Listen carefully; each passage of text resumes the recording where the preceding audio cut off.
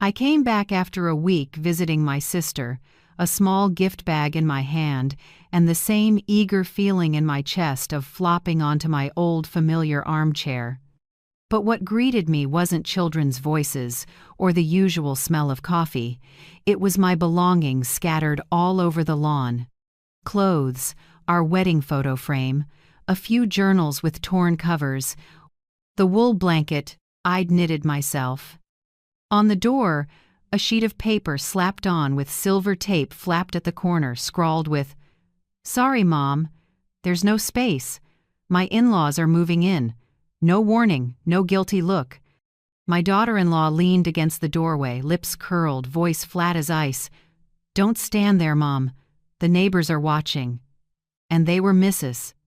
Patel from across the street quietly pulled her curtain down. My son hung his head, silent like a stranger. I could hear my heart crack inside my skull, but my hand unlocked my phone, calmer than ever. I opened the camera, shot every angle, recorded the note, the scene of my daughter-in-law staring at me like I didn't belong. It would all be evidence. I saved the file with one title: "The Day I Was Thrown Out of My Own Home." They thought they'd pushed me out of their lives, but in that exact moment, I started stepping back into mine. If you're still listening, tell me where you're watching from. Every comment you leave is another mark in this journey. And if this story has touched you, don't forget to hit like so it can reach even further. My name is Dorothy Kane, 69, widowed for over 20 years, living in Charleston, South Carolina. I've been a nurse my whole life, a job that taught me to care for others so much I forgot I needed care too. I used to think old age would mean mornings with birdsong and dinners gathered around the table with grandkids. But that day, right on the doorstep of the house I paid every mortgage payment for, I learned a life can flip in a single afternoon. When I picked up the shattered frame and looked at my late husband's face inside, what I felt wasn't just pain, it was cold. The street wind rattled that paper like it was laughing at me. I looked up at my son, Nathan, the boy I raised, with both hands, the child I sat up all night with when he had pneumonia at 8. Now he stared at the floor like he was waiting for me to vanish. Mrs.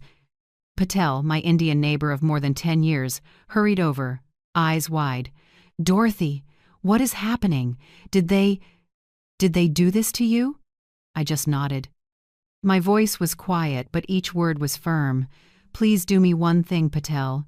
Be a witness. Snap the clock, the date and time. They're going to have to answer for this." She nodded and fumbled for her phone, hands shaking.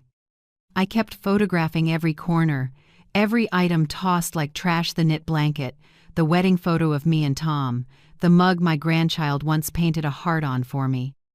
Every click cut like a blade, but I knew, without evidence, pain gets erased like it never existed. I walked around the house and peered through the window.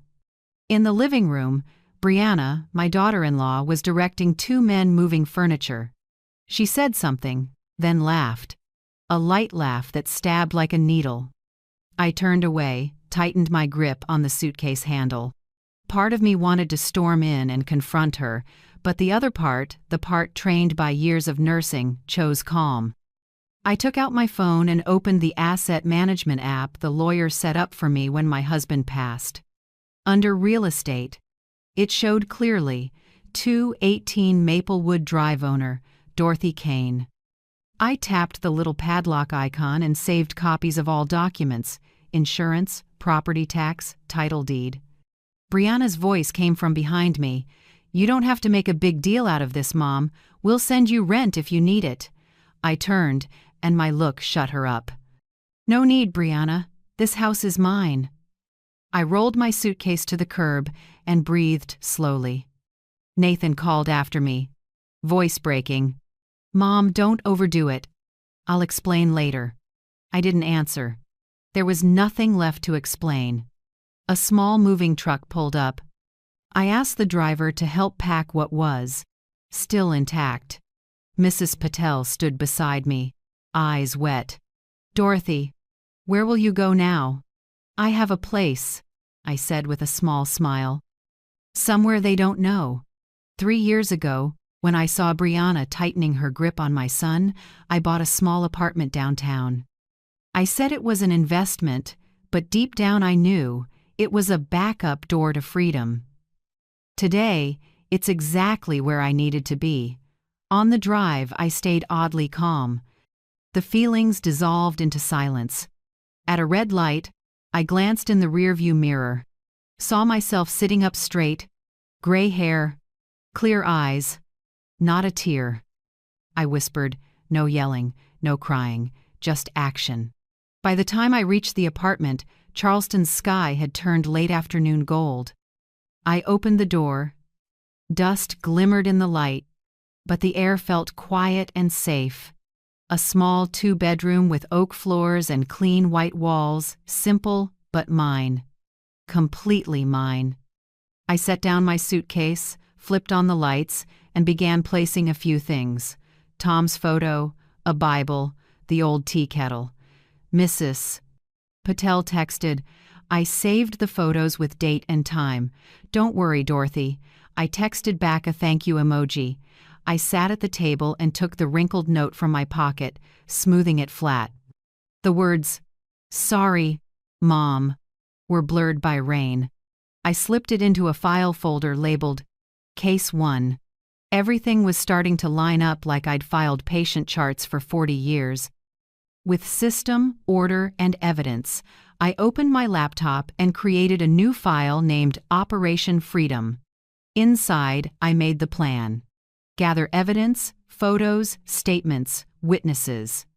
Contact my husband's old lawyer, Mr. Avery Grant.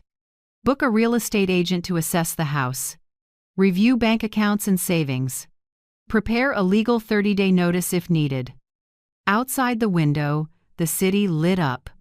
Car horns mingled with Charleston's sea breeze drifting in.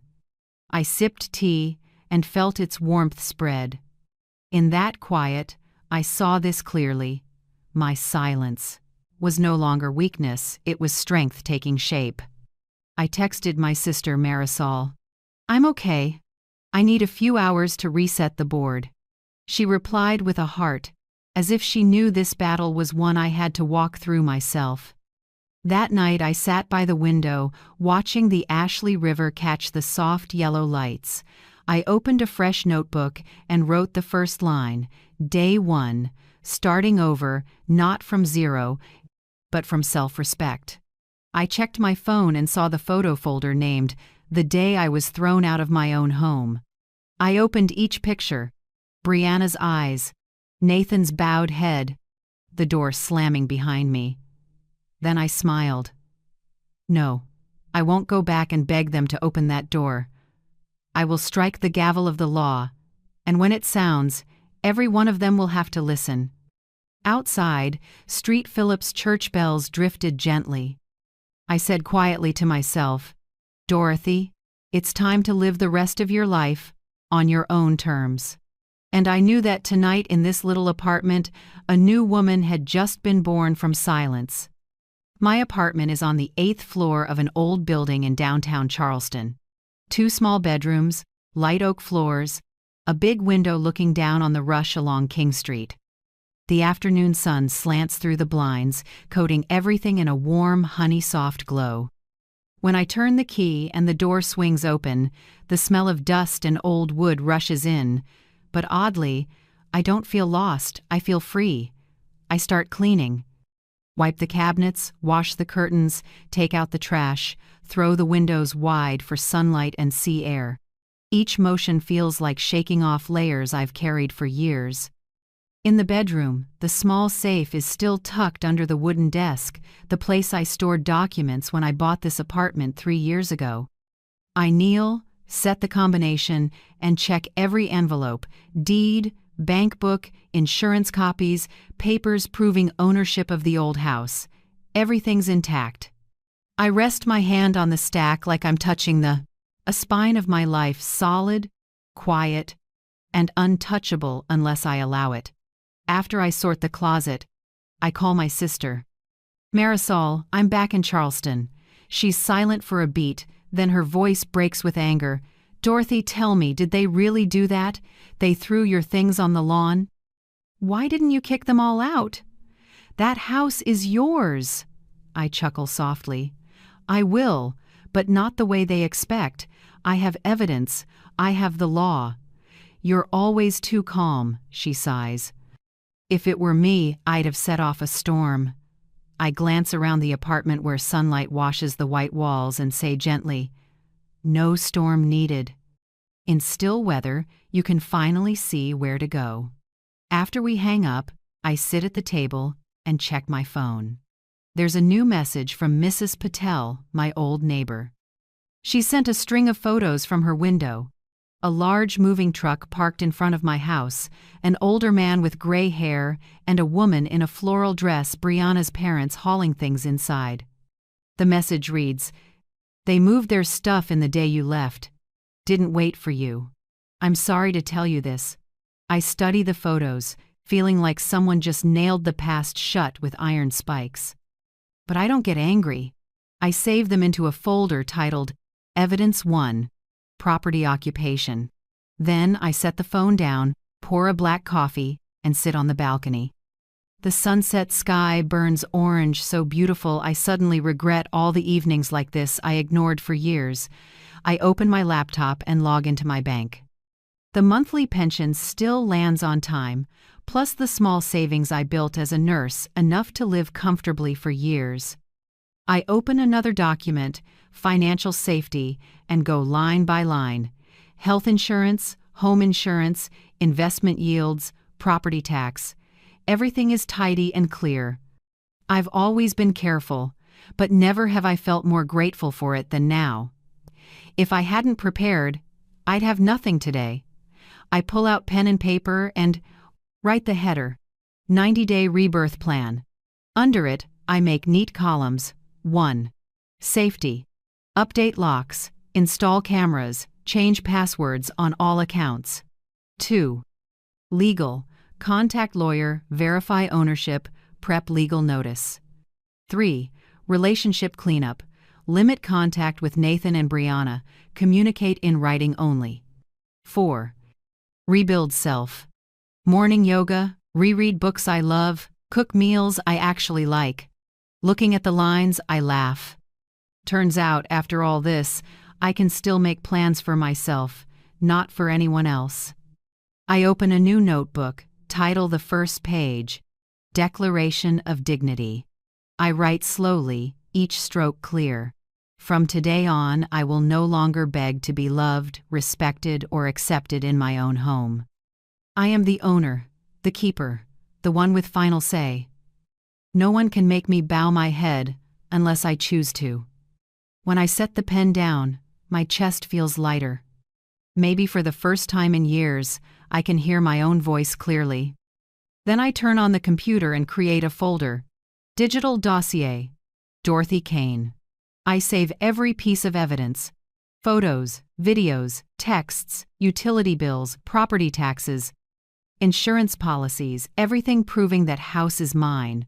I build a spreadsheet, set a unique password, and back it up to an external drive. Each step is cool and precise, like a mental surgery for which I'm my own surgeon. That evening, I eat my first dinner in the apartment: toast, chicken soup, and a glass of leftover red wine from last year. The warm light bouncing off the wood table makes the room feel strangely cozy. I turn on the radio, let old jazz mingle with the breeze. It's simple, but every breath tastes like freedom. At 10 p.m., a text pings from an old colleague, Sandra, now a real estate agent. She writes, "Heard what happened through Marisol. I know a great agent named Ryan Cole, young but kind and trustworthy. Want me to have him reach out?" I reply right away, "Yes. Please send me his number. Thank you, Sandra." I jot the info into my planner. Next to a small line, "Prepare the rightful path." I know exactly what I'm about to do. Not revenge, not destroying anyone, but reclaiming the right to stand in my own name. Before bed, I step onto the balcony. Charleston's night wind carries salt and the faraway hum of boats at anchor. The street lights below look like stars fallen to the ground. I tilt my head back, breathe deep, and feel a strange calm settle in.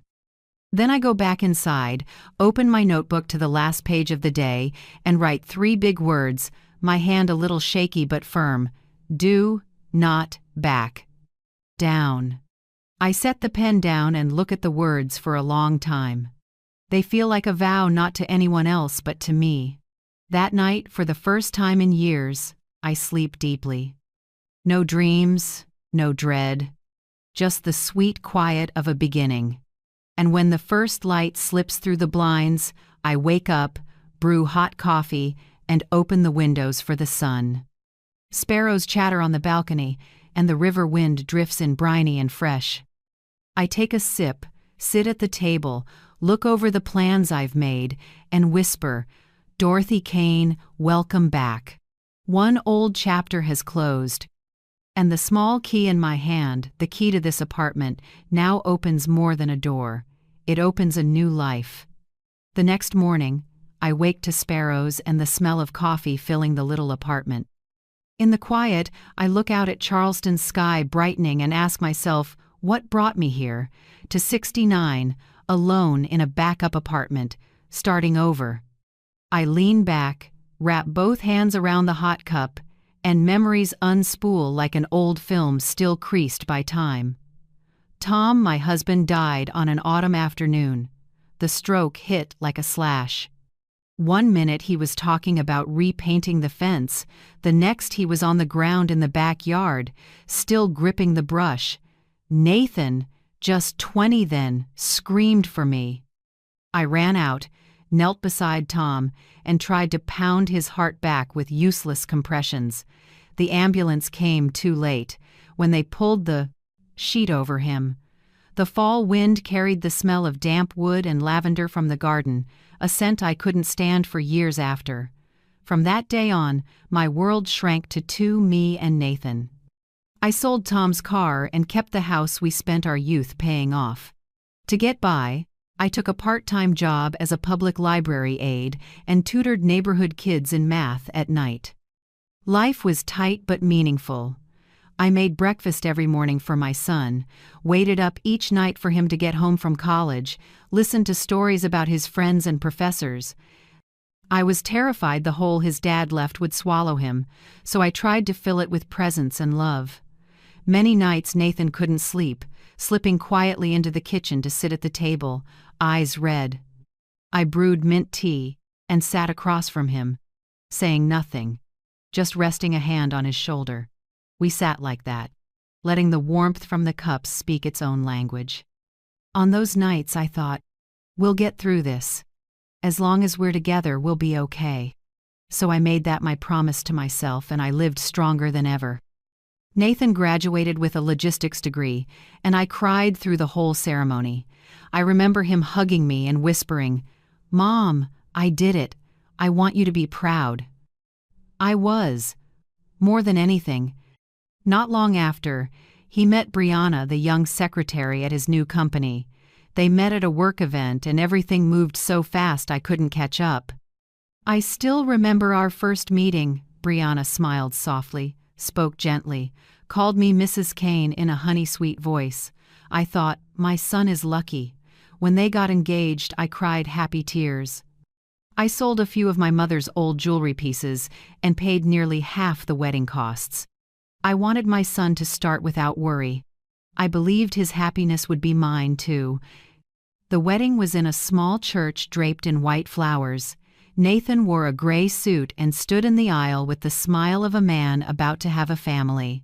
I sat in the front row in my old blue dress, chest swelling with pride. I thought Tom would be proud if he could see our boy that day. After the wedding, I invited them to live with me. My 3-bedroom house near downtown had a small yard, a white fence, and the apple tree Tom planted before he died. I said, "Stay here until you two get settled. Don't rush to buy a house." Brianna smiled, thanked me, and held my hand. I believed she meant it. At first it really was happy. I made breakfast, Brianna washed the dishes, Nathan drove to work, and I watered the plants, tidied up, and knitted on the porch with the radio on. It felt like a classic American family, warm and easy. But things started changing in tiny ways. First with dinner. "You cook great, Mom, but my family doesn't really do a lot of garlic," Brianna said. Then laundry. "Mom, our towels get folded a different way." Then the smell of the house. "It might be because you make soup a lot, the scent sticks to the sofa." Her voice was always soft, but every line jabbed like a pin. I didn't react. I quietly changed, cooked less, opened more windows, bought the room spray she liked. I told myself, peace matters. Nathan has already lost enough. Then my dining table got pushed aside. They bought a new one and put it in the center, while the old table I loved was moved to the porch. Once, when I ate alone out there, Nathan came out, squeezed my shoulder. "Mom, don't be upset. Brianna just wants things organized." I smiled and murmured, "I understand. Do what makes you comfortable." But my eyes blurred when I turned away. I started shrinking myself. Not because anyone ordered it, but because I was afraid to crack my son's thin peace. I ate later than they did, spoke less at dinner, and spent more time in my room reading and listening to music, pretending it was my choice. But really, I was fading out. Then Ethan was born, my first grandchild. I cried when I heard Brianna was pregnant. I made soup, knit, sweaters, set up the nursery. I thought this would change things. Surely a baby would bring us closer. But right after he was born, Brianna drew an invisible line. "Sorry, Mom," she said, smoothing her hair. "The doctor says older people shouldn't hold babies too much. It affects their immunity." I forced a smile. "Oh, I understand." But something inside me tore. She wouldn't let me hold him, bathe him, or rock him to sleep. I was allowed to stand and watch, like a visitor. Nathan was busy and always said, "Mom, she's just anxious. Don't take it to heart." I nodded, but my heart slowed, beat by beat. 2 years later, Lily arrived. She was a small light, but the rules grew stricter. Brianna taped a tight schedule on the fridge: meal times, nap times, bath times, no disturbance times. I was pushed further out of orbit. One evening, Lily was fussy. I hurried in and reached to lift her, but Brianna pulled her back. "It's okay, Mom, I've got it." Her eyes on me were glass cold. Nathan stood behind her, saying nothing, scratching his head, avoiding my eyes. I knew then my role in that house was over. I started spending time walking, stopping by the old library, reading, or sitting alone in the park watching other seniors push their grandkids in strollers, my heart aching and a little jealous. Maybe that's why I bought that small apartment, to have a safe place in case one day I truly had no place in my own home. I still remember the first night I slept there, when it was my secret house. I didn't turn on the lights, just opened the window and let the night breeze move the curtains. I didn't know then that choice would become my lifeline later. Sitting in that apartment now, looking back, I see I didn't lose everything in one day. It was taken bit by bit, so politely, so gently, until nothing was left but empty space. I took another sip of coffee, breathed deep, and let the old hurt loosen with my breath. Then I told myself, "That's enough, Dorothy. From today on, no one gets to dim you anymore." I remember clearly the first time Brianna mentioned her parents. It was a spring evening. Nathan had just gotten home from work, and I was setting the table. Brianna spoke casually, like small talk. "My parents are selling their old house in Greenville. They're planning to come down to Charleston and stay a few weeks while they look for a new place. That's okay, right, Mom?" I looked up and saw Nathan ladling soup, not looking at me, just giving a small nod. I answered, "If it's just a few weeks, that's fine. The house is big. 2 more people won't be a problem." Brianna smiled, her voice so sweet I didn't realize that sentence was the seed of a long plan. After that, I didn't hear anything more. Life went on as usual. I cooked, watered the plants, cared for the kids, and Brianna stayed busy with her phone and appointments. Only once did I hear her talking behind a bedroom door. Voice lowered. No. Wait a few more weeks. She's about to leave. I didn't know who she was, but a strange chill ran down my back. A few days later, Marisol called, urging me to visit her in Savannah. Dorothy, I miss you so much. It's been 2 years since we saw each other. Come for a few days, I have something to tell you. I hesitated. Something felt off. But when I saw Nathan and Brianna both encouraging me, Brianna even booked the bus ticket, I told myself I was being paranoid. I left Charleston on Friday morning with a small suitcase, planning to return early in the week. I never imagined that in those 4 days, my entire life would be cleared out of the home I had kept. When Mrs. Patel told me, I learned how smoothly it all happened. Saturday morning, a moving truck pulled up in front of my house. Brianna stood giving orders, and Nathan wasn't there because he was working. The neighbors thought I had moved out because Brianna put it so nicely. She decided to move closer to her sister. We're helping her with her things. Everyone believed it. Some even congratulated them that Mrs. Kane finally gets to rest after so many years. That few weeks staying over turned into a permanent takeover, and I, the real owner, was pushed out of my own home by light words. Hearing it from Mrs. Patel, I didn't fall apart like people might think. I was quiet for a long time, then gave a thin smile. At least they waited until I was gone so they wouldn't have to look me in the eye. That evening, I sat by the apartment window, watching lights spill onto the Ashley River, and for the first time in my life I felt grateful to myself. Grateful to the woman from 3 years ago who bought this apartment. Grateful for the caution I once called paranoid. Without this place, I might have had to stay with someone and be labeled the mother who got thrown out. I brewed mint tea, the scent spreading in the quiet room. The first sip made me remember what Tom used to say when he was alive. You help people too much, Dorothy. Remember, kindness needs to be in black and white. I laughed back then, thinking he was teasing. Now I understand. Kindness without paperwork is just a legal empty space, and someone will fill it with their schemes. I stood and opened the safe. The yellow light hit the gray steel. Cold but steady. I took out every document, the house title, property insurance, property tax papers, repair contracts with my name on every line. I laid them neatly on the table, each page stamped clearly. Not one line with Nathan's name. Not one letter with Brianna's. I smoothed a corner and said quietly, "This house is still mine, and it will be handled as mine." I felt like I could hear the heartbeat of a woman once dismissed, starting up again, stronger than ever. And have you ever had to stay silent to keep your dignity like that? If you have, leave a line in the comments someone out. There may need your story to find the courage to stand up. I opened my phone and sent Nathan a single line. I got the message on the door. No blame, no question mark. I knew that was enough. They'd read it, understand, and start to worry. I powered down the phone and set it aside.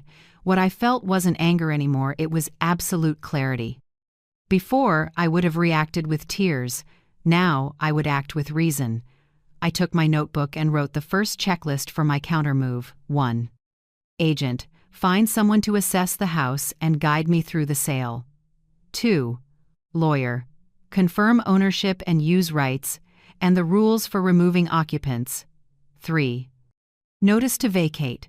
Prepare a legal 30-day notice. End quote. 4. Minimal communication. Speak only when necessary. No arguing, no pleading. 5. Evidence log. Keep every photo, message, and audio clip relevant. When I finished, I rested the pen on the page and took a long breath. This time, I hold the law, they hold feelings. And the law doesn't cry.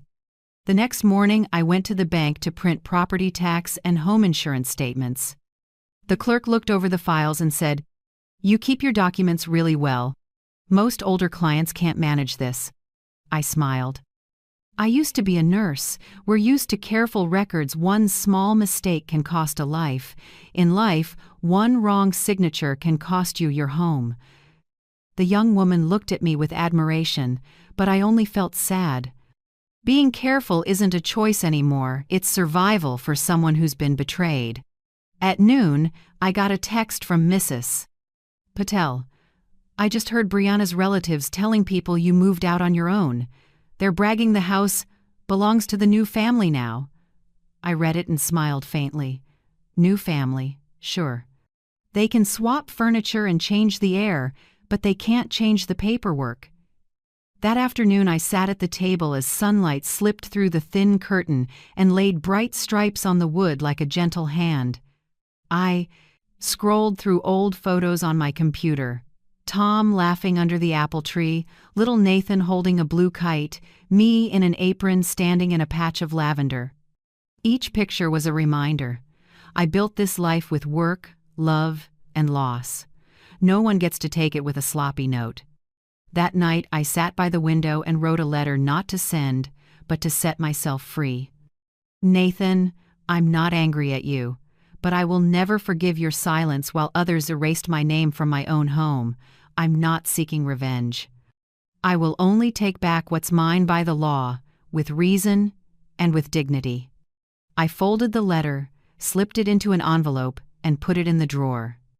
Maybe I'll give it to him one day, or maybe never. Writing it was enough to make my heart lighter. When the clock struck 11 p.m., I shut my laptop and looked at the checklist on the wall. Each bullet was a step I would take not to prove anything, but to remind myself that my life is still in my hands. I made another cup of tea and stepped onto the balcony. The night sky was full of stars, the city calm.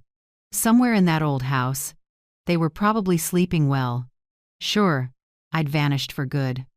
I smiled, breathed in the night, and whispered, "No, Brianna. This old mother isn't gone. I'm just not coming back with feelings this time. I'm coming back with the law." The river breeze swept through, cool and clean. I closed the door and wrote one small line in my journal before bed. "Tomorrow, the action begins." Then I turned off the lights. In the dark, I could hear my heartbeat, not the beat of someone weak, but of a woman who has taken back the steering wheel of her life. On Monday morning, just after I rinsed my first coffee cup of the day, there was a soft, cautious knock, the kind people use when they know they're about to face the truth. I opened the door. Nathan stood there, hands in his pockets, head down. Morning light showed the worry lines on his forehead.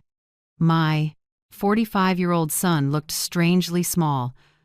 I didn't know they'd come so soon, Mom," he began, voice shaky and rough. I tilted my head to let him in. The apartment was small but bright and neat.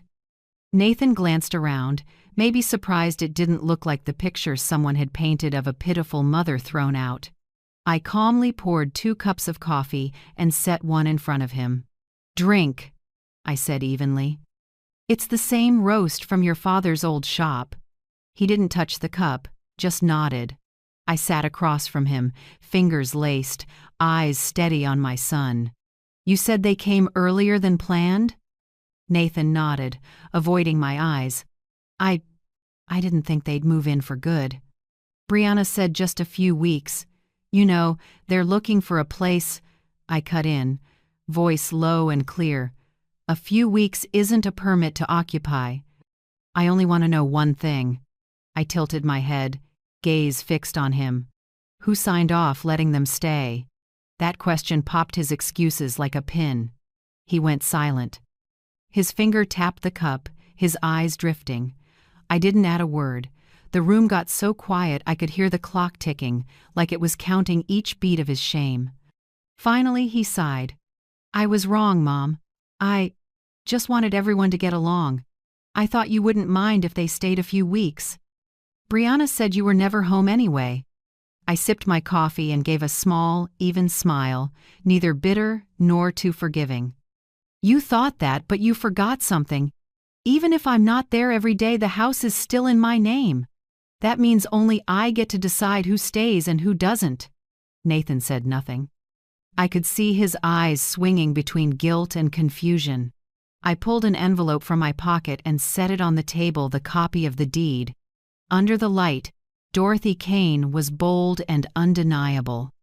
I nudged the envelope toward him. Take a look, so you don't have to hear it secondhand. He glanced at the papers, then looked up. I don't need to see it, Mom, I know. I just stayed quiet. I finished for him. Sometimes silence is a signature, Nathan. I learned that the hard way. He dropped his head. A moment later, he took a wad of cash from his wallet and pushed it toward me. I know I messed up. Take this, Mom. Think of it as rent for now, or I laid my hand on the money, then slid it back. No need, Nathan. I have a pension and savings. I don't need anyone's money. He stared, surprised. Maybe for the first time my son realized I wasn't weak or broke like Brianna had told him. In his eyes I caught a flicker of shame mixed with respect. I spoke slowly. You know, Nathan, people often confuse love with control, care with taking someone's rights. You let someone make you believe I only exist if you allow it. But I raised you, and I kept that roof paid for with modest wages. I don't need permission to live. He looked up, lips trembling, but said nothing.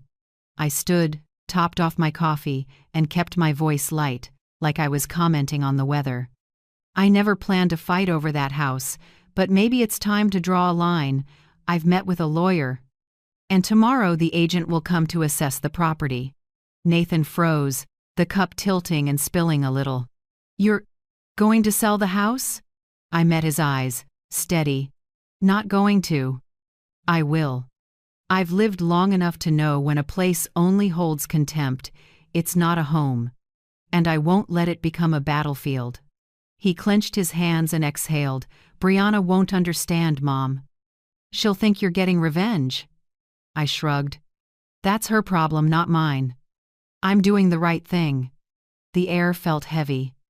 I looked at my son, grown man's face, Tom's eyes, now tired and conflicted. I loved him, but I wouldn't soften. I set my hand on the table, voice softer but firm. Listen, Nathan, I'm not angry at you, but from now on, everything needs limits. Even love has rules. I won't let anyone, even you, treat me with pity. Respect doesn't come from kindness. It comes from clear boundaries. That closed it. Nathan bowed his head low. He touched the deed lightly, then nodded, almost whispering, I understand, Mom. I smiled, stood, and took the printed agent packet from the cabinet. I set it on the table and flipped to the last page. Tomorrow at 9 a.m., Ryan Cole, the agent my friend recommended, will be at the house to do the assessment. If you want, you can be there. But I'll open the door as the legal owner. Nathan looked startled. Maybe for the first time, he realized I wasn't bluffing. I wasn't the weak mother in the kitchen corner. I was a woman who knew the law, held the power, and was ready to act. After a few seconds of silence, he pushed himself up. I'll talk to Brianna. Be careful, Mom. If you need anything, call me. I just nodded, making no promises. When the door closed and his footsteps faded, the apartment felt peaceful. I exhaled, not from exhaustion, but from laying down a weight I'd carried for months. I sat back at the table, opened my journal, and wrote today's first line. Respect doesn't come from pity, it comes from clear boundaries. My hand shook a little, but every letter was sharp. I closed the book and looked at the window, taking on evening gold. The last light washed the far roofs in a burnished glow. In it, I saw my own face, calm, clear, and so new I almost didn't recognize myself. I stood, opened the drawer, and took out the house keys, documents, and file folder. I packed everything carefully, checking each item. Every lock's little click felt like a drumbeat, saying, I was ready. Before switching off the light, I paused at the door and looked back at the small room.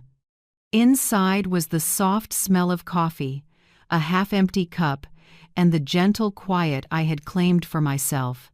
I said softly, like a promise to me, tomorrow Dorothy Kane will open that door not as a mother thrown out, but as an owner claiming justice. Then I turned off the light. Outside, Charleston's night fell easy, and inside me, a new dawn began. The next morning, Charleston's sky was unusually clear. I got up early, brewed coffee, smoothed my hair in the mirror, and tucked the files into a brown leather bag.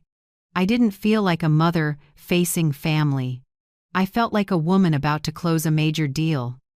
At exactly 9 a.m., my phone buzzed Ryan Cole's number. Good morning, Mrs. Kane. I'm at the corner of Magnolia. I'm 5 minutes early. Is this a good time to meet at the gate? I smiled. I'm ready. See you at the door. I drove to the house that used to be my home. The street was quiet, maples starting to turn color, but I felt like I was stepping onto an old stage where the play was about to end. When I parked, Ryan, a tall man around 40 in a neat suit, walked over and shook my hand. His voice was low and clear. You're the owner, correct? I'm Dorothy Kane, I said, pulling out my keys. The legal owner of this house. I slid the key in and turned it. The click sounded crisp, like a statement of authority.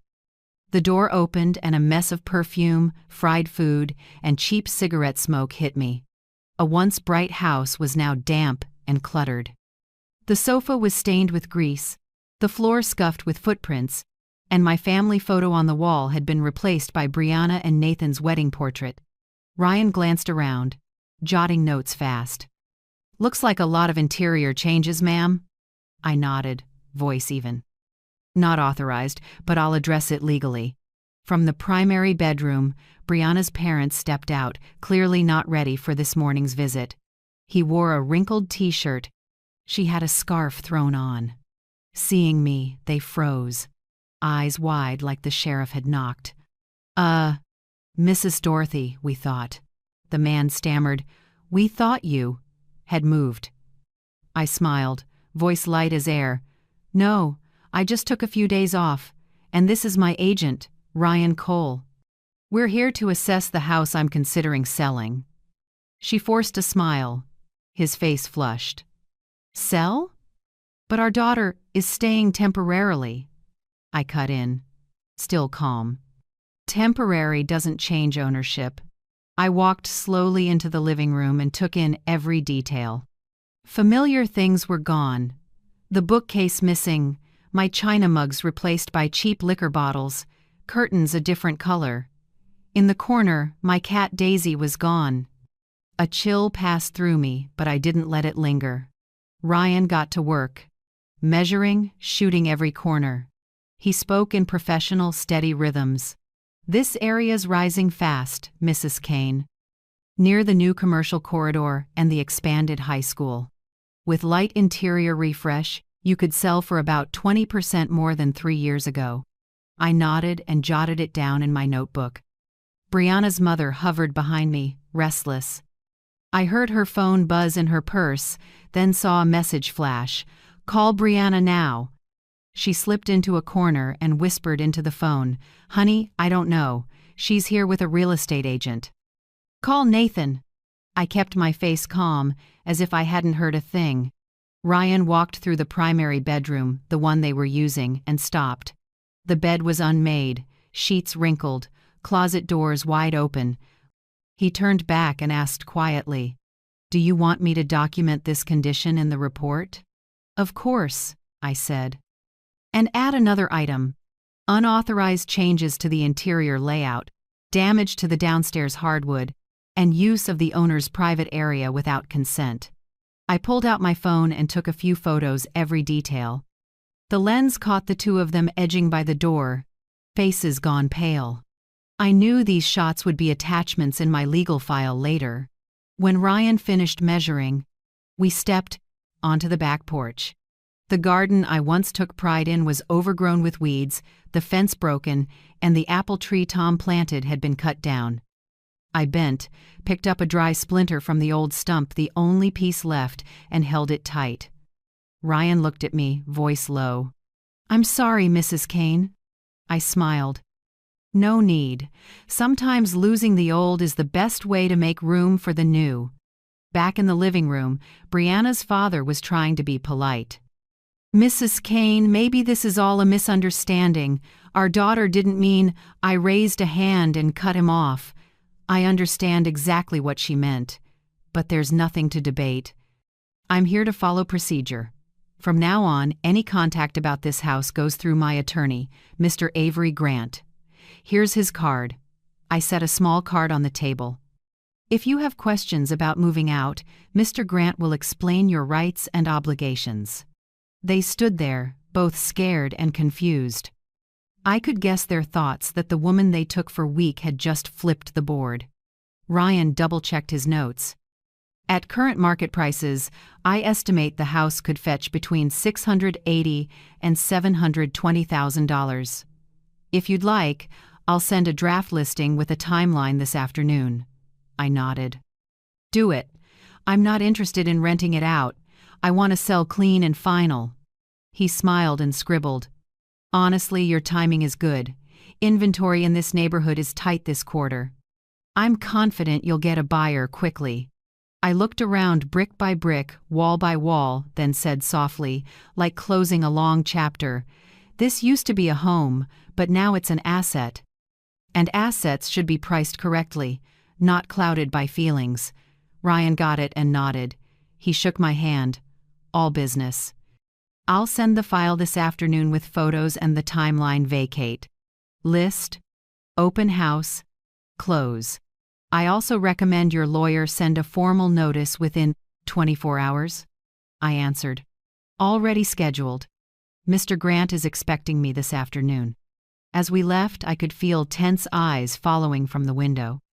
Brianna's mother was on the phone non-stop, probably with her daughter and Nathan.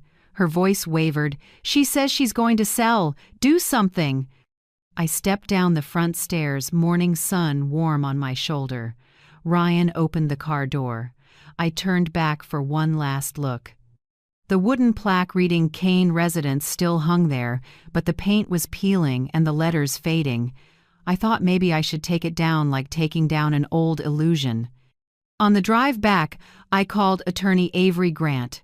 He'd helped Tom with an insurance matter years ago now in his 60s, but his voice still steady and sure. "I've heard, Dorothy," he said. "Stay calm. I'll draft a 30-day notice to vacate. They have no legal right to be there, so you're fully within the law." I smiled, eyes on the road.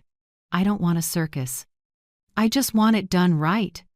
And that's exactly why you'll win," he said. That evening, Ryan emailed the first packet, the draft listing, projected price range, and a 6-week open house plan.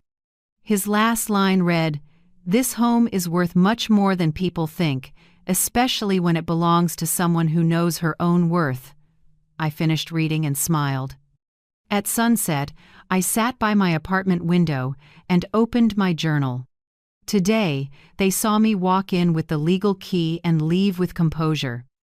That's the only way to get respect back, not with shouting but with evidence, paperwork, and self-control. I closed the journal and poured a little jasmine tea, the scent filling the room. In the soft light, I noticed my hands weren't trembling like the day they threw my things on the lawn. They were steady, quiet, holding the board. Tomorrow they might panic, argue, justify. I'll just smile. Because now this game has rules, and I'm the one holding them. The next afternoon, I arrived at attorney Avery Grant's office right on time.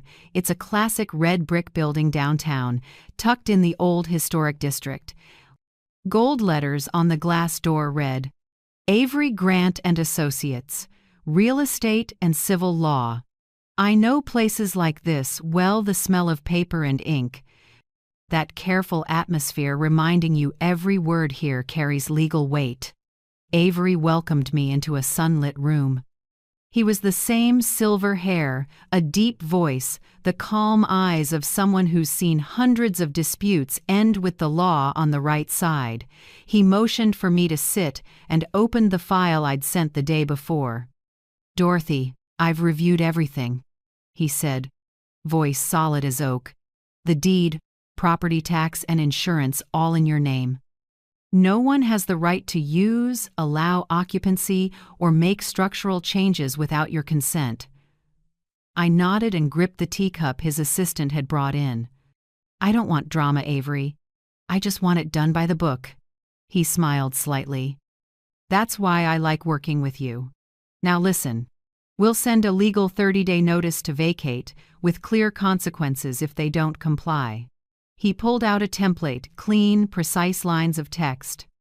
"Under Section 273710 of the South Carolina Code of Laws, an occupant without ownership or a legal lease must vacate the premises within 30 days of receiving notice. If not, the owner may seek a lawful eviction order and damages." Avery looked up, calm but firm. "We don't need to raise our voices. We'll let the law speak." I looked at the paper and felt relief mixed with resolve. Those black and white lines, lifeless on their own, felt like a backbone. "Not power, but quiet justice," I signed. My signature wasn't shaky like the letter to Nathan. It was clear and steady, a mark of a new resolve. Avery stamped it and called in his assistant. "Angela, serve it today. Make sure we get a signed receipt. We follow protocol." Then he turned to me, warmer now. "Dorothy, I know this isn't just about a house, but you're doing what's right. When the law is enforced, respect finds its way back." I nodded. Maybe he was right. I didn't need them to love me again, just to learn boundaries.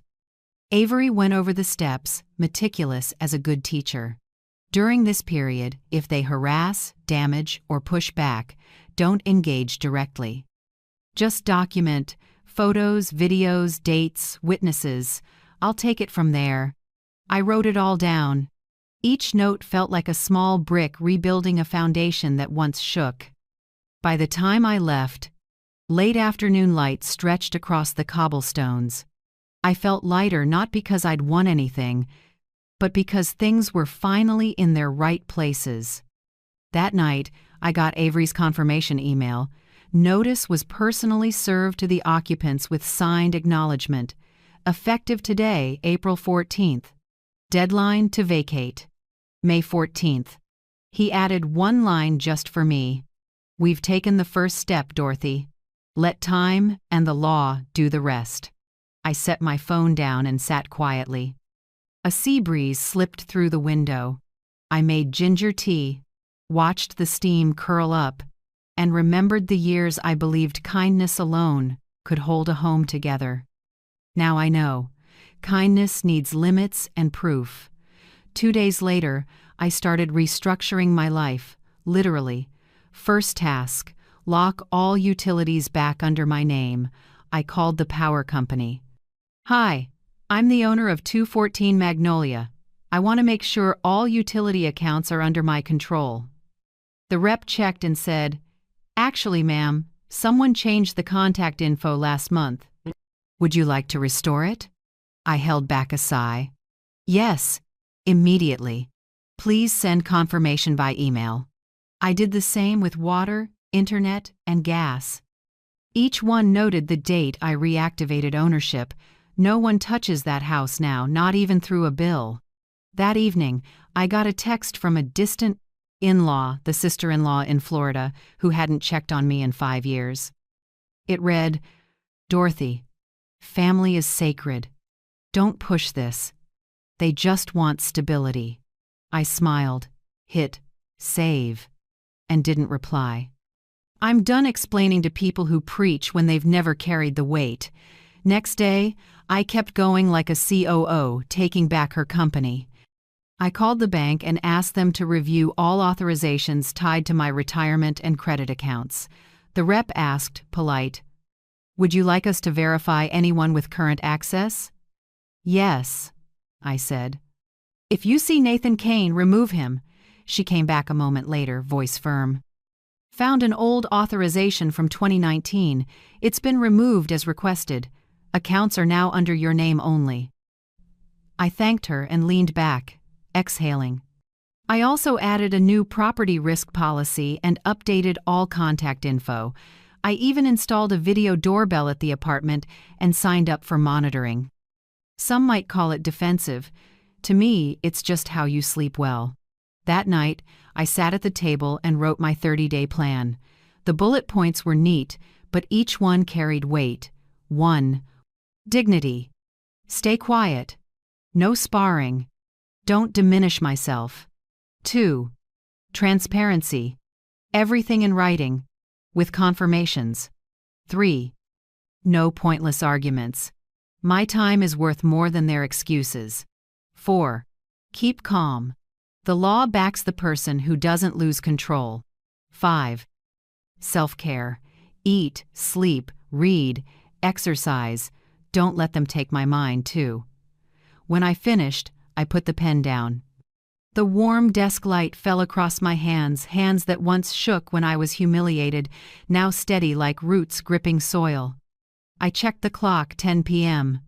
Outside, Charleston was unusually quiet. Far-off waves thumped like a lullaby. I turned off the light, got in bed, and pulled up the covers. Peace rolled in with each breath. For the first time in years, I slept deeply. No dreams of the past, no thoughts of Brianna or Nathan, no door slamming in my face, just a long, quiet, solid sleep like I'd finally taken back the right to be in charge of myself. 3 days after the 30-day notice was served, I was watering flowers on the balcony when the doorbell rang. The sound was urgent and familiar, and my heart dipped for a second. I knew who it was before I opened the door. Nathan and Brianna stood there, looked like any young couple, but to me they were two storms pretending calm.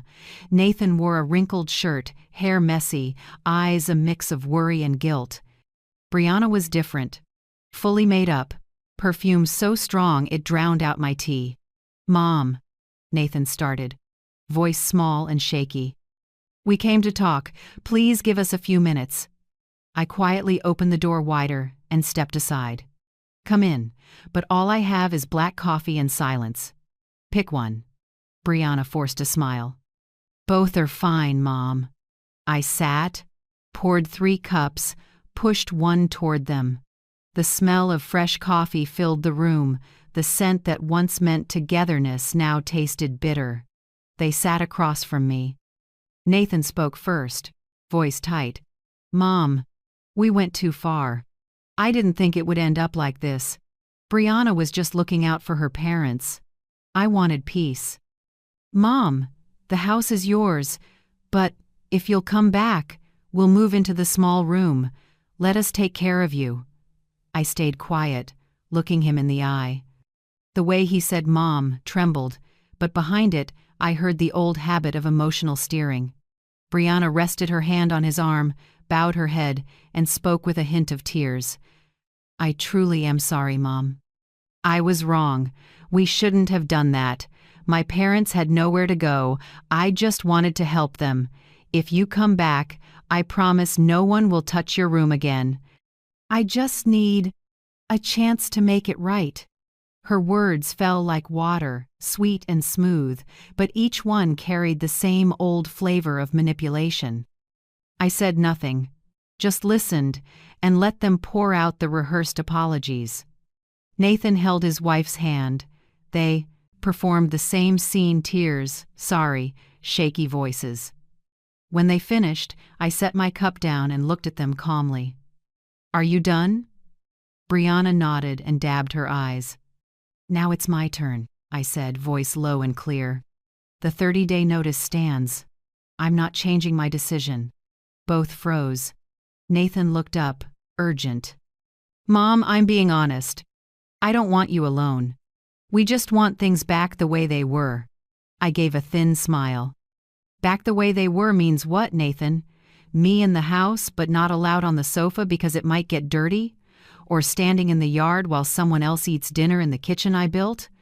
Brianna cut in. No, I didn't mean that. We'll pay rent, really. Whatever you want, we'll pay. Think of it like you being an investor. I tilted my head, voice light. No need. I don't need rent. Because this isn't about income, Brianna. This is about dignity. And you can't pay for dignity. Brianna pressed her lips together. Nathan's eyes searched the room for a foothold. Mom, what about Ethan and Lily? They miss you. They ask about you all the time. Don't you miss them? I took a breath. That hit the softest spot in me. But instead of weakening, I felt stronger. Of course I miss them, but my love for the kids isn't a hostage to bargain with. Don't turn them into cards in this guilt game. Brianna blinked, surprise iced over into cold. She looked at Nathan and said quietly, but loud enough for me to hear, See? I told you. She wants revenge. I didn't react. I simply picked up my phone and turned on the voice recorder. Say whatever you need to say. I just want to save it just in case my memory isn't as good as my kindness. The room froze. Nathan stood, voice heavy. You'll regret this. When people hear how you treat your son and grandkids, they won't take your side. I stayed seated and gave a small smile. You're right about one thing, Nathan. I don't need anyone on my side. I just need to be on the right side. They left, the door shutting hard. I looked out and saw them talking by the entryway. Then Brianna lifted her phone, probably calling someone. An hour later, my phone lit up non-stop, all familiar numbers I hadn't heard in ages. A cousin in Florida, the same one who stayed quiet when Brianna threw me out, suddenly wanted to make peace. Dorothy, don't be stubborn. He's your son. Blood can't be cut off. I answered simply. Blood that stays silent while I'm humiliated is just blood, not a bond. She went quiet, muttered a few empty lines, and hung up. I saved every text, call, threat, and pious advice, each small piece of evidence of manipulation labeled family. That evening I went to Street Helena Church, where there's a Friday group for seniors. I went out of curiosity and left deeply moved. In a small room behind the sanctuary, more than a dozen people sat in a circle.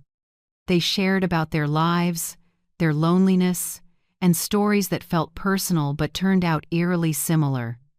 A white-haired woman said her son emptied her retirement and left her in a nursing home. A widower said his daughter seized control of his assets and kicked him out. Each story was a scar, and they all shared the name the group leader finally said aloud, emotional elder abuse. Hearing that phrase, I went still. I had thought I was living a private tragedy. Turns out what I went through has a name, a definition, and even laws to protect us. I wasn't alone. A lady named Mabel squeezed my hand and smiled. We're not weak, Dorothy. We've just been quiet too long. On the way home, I walked under warm streetlights, the breeze carrying salt from the sea. I opened my phone and typed a note to myself, the line I knew I'd read every morning. Don't let old pain teach me to stay silent again. I saved it and locked my screen. My steps felt steadier. My back straighter. In the dim light, I saw my shadow no longer curling in fear but walking forward, lighter, like someone who finally understands the worth of one word, dignity. That night I went home, made tea, opened the window, and listened to the waves in the distance.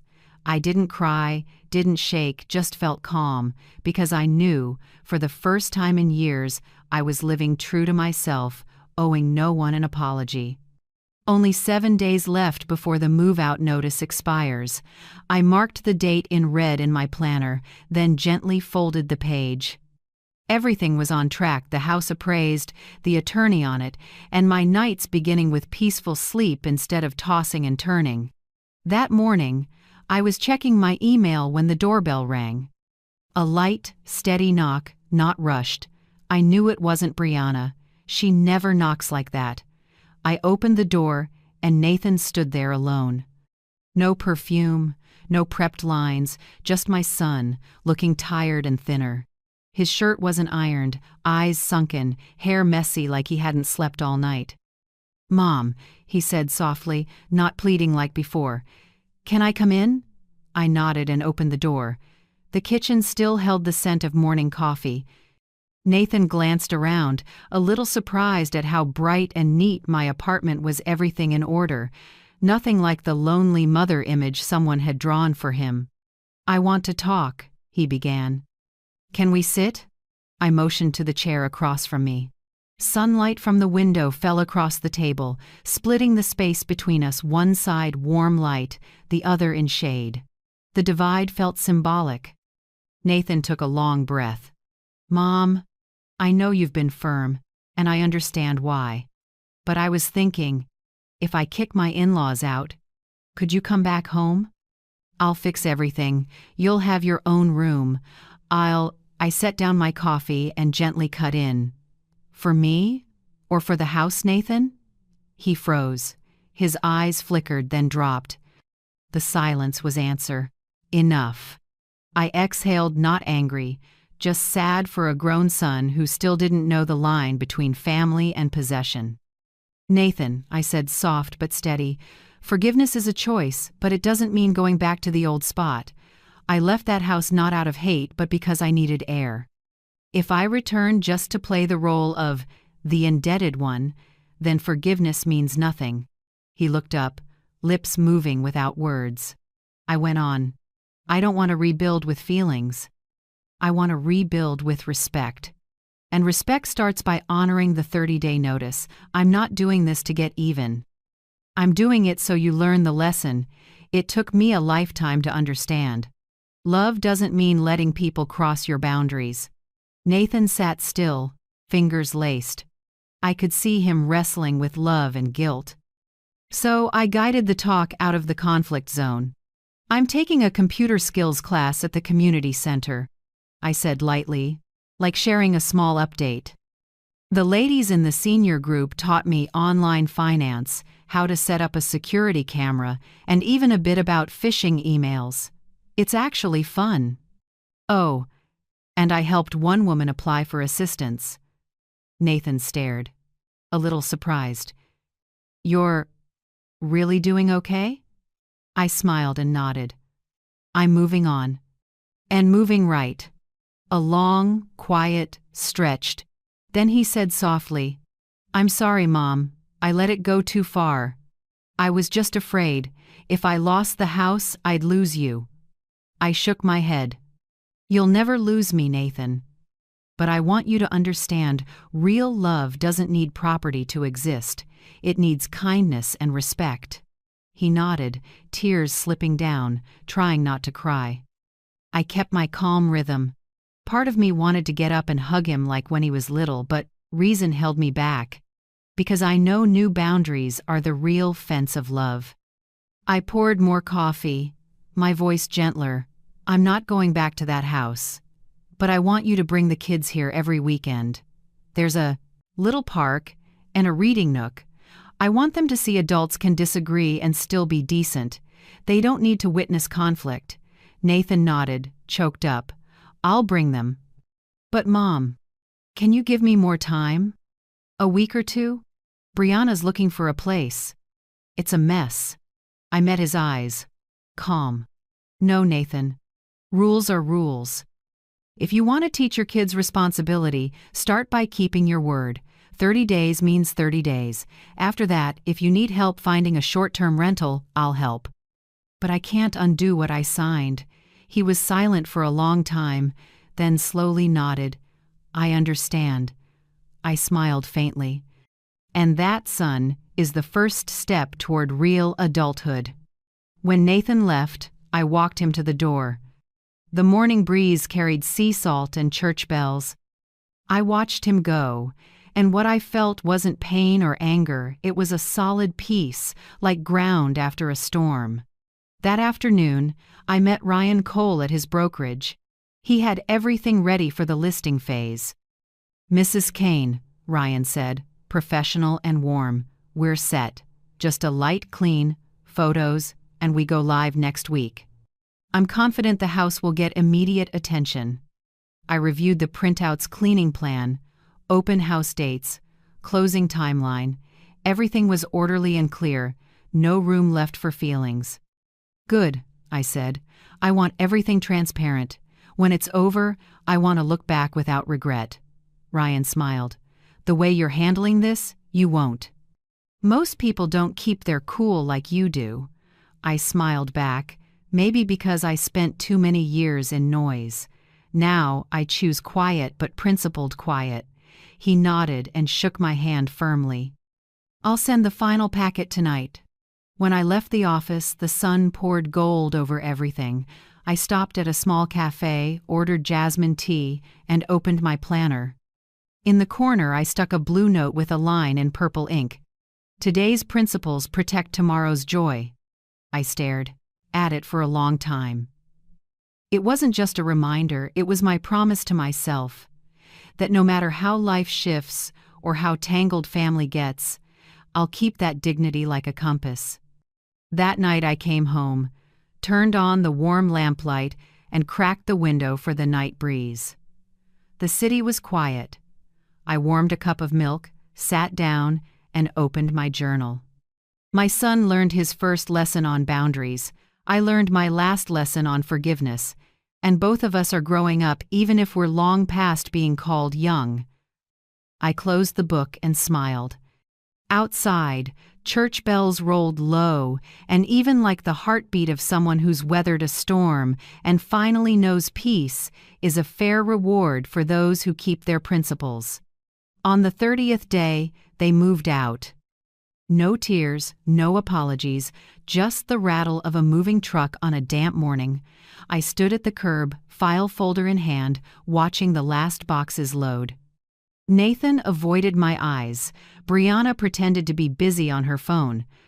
When the truck door slammed, they slipped away from Magnolia Street, the place that once held my youth. I didn't follow and didn't look back. I simply smiled and placed the keys in Ryan Cole's hand beside me. "Your turn," I said. Ryan nodded, walked to the lawn, and drove a fresh sign into the grass. "For sale, Ryan Cole Realty." The metal cutting into soil sounded crisp, like a period. Charleston's sky was strangely clear that day. Sunlight washed the rooflines and windows that had seen so many dinners, so many fights, so many broken promises. I watched, feeling both light and far away, as if burying a piece of the past, the only way to revive the rest of me. Ryan turned, upbeat. "You'll be surprised. This area is hot. You'll get interest this week." He was right. 2 days later, my phone wouldn't stop buzzing. Emails with questions, a young couple wanting a showing. And by the first weekend, Ryan called, excitement in his voice. "Dorothy, we've got a cash offer. $720,000, right on my estimate." I went silent for a few seconds.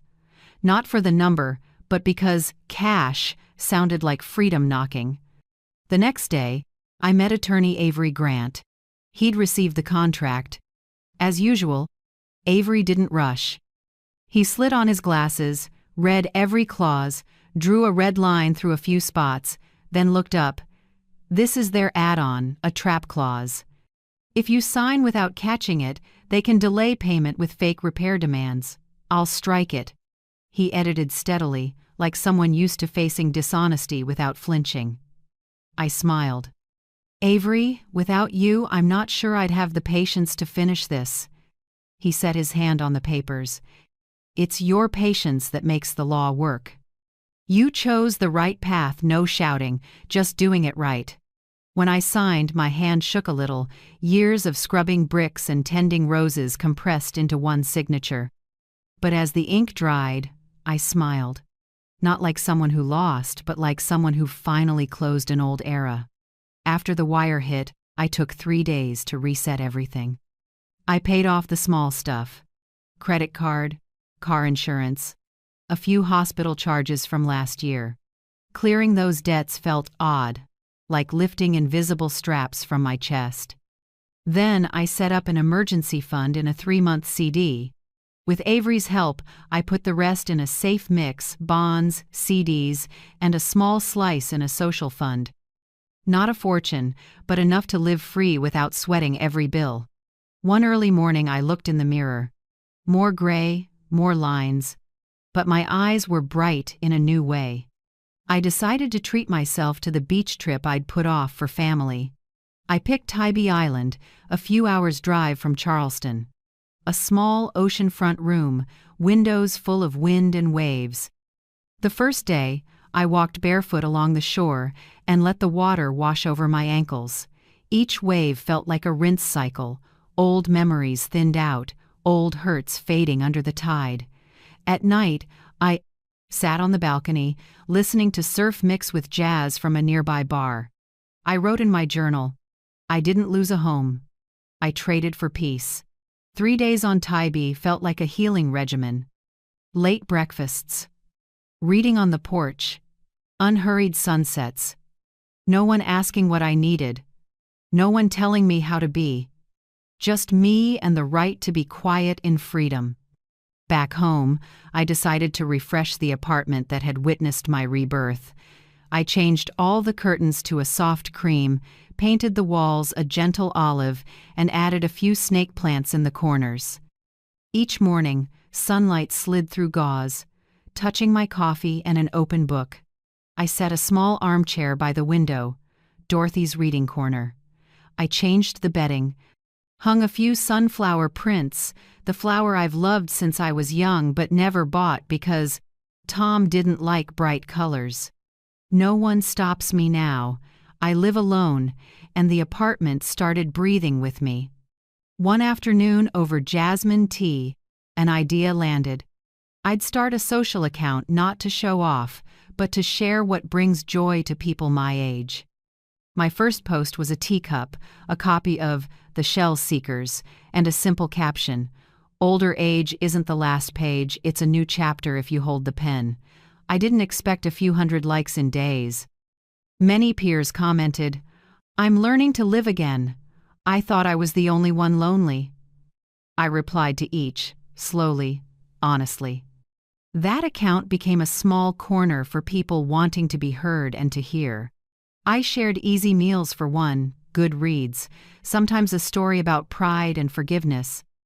New friends appeared not by blood, but by empathy. One day, Ryan messaged, "I saw you online. You're inspiring more people than you realize." I smiled and wrote back, "I'm just rewriting my life this time in the voice of a free woman." The next month, I signed up to volunteer through church, helping seniors abandoned or scammed out of assets. I visited an 82-year-old named Lucille, living alone after her daughter drained her savings. She squeezed my hand, eyes wet. "You know, you're only truly old when no one listens to you anymore." That line stopped me cold. I held her hand tighter and said, "Then I'll listen, and we won't be silent anymore."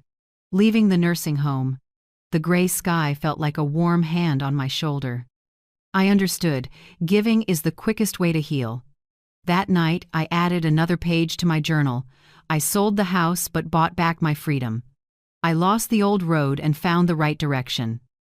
And I learned real happiness begins with the right to say no. Closed the book and turned off the light. The sea breeze slipped through the open window, carrying the gentle salt of freedom, the scent I'd once forgotten, now fully mine in the second life I chose. One June morning, sunlight slipped through the curtains, and a gentle knock sounded at my door. My heart tilted not from fear, but from a sense that an old cycle was closing in a new way. I opened it. Nathan stood there, hands resting on Ethan and Lily's shoulders. "We came to see you," he said, cautious and soft. I looked at the kids. They pressed close to their dad, eyes shy and bright. The last time I'd seen them was before everything fell apart. "Hi, Grandma," Lily whispered, like a breeze. I bent down and hugged them both. It was different this time, not squeezed tight or teary, just warm enough to say, "I'm still here, but I'm a new kind of grandma." Nathan awkwardly glanced around the apartment. Everything neat and bright, jasmine tea in the air, and a touch of fresh paint, a fruit basket on the table, a few books I was reading, green plants thriving in the corner. "It's beautiful, Mom," he said. "This place really suits you." I smiled. "Thank you. Wherever you feel at peace, that's home." The kids darted around and found the cookie tray I'd set out. Ethan yelled, "Grandma, can I have one?" I nodded, pointing at the clock. "Yes, but remember the rule. Clean your plate and wash your hands after." They stared at each other, surprised that new Grandma had rules.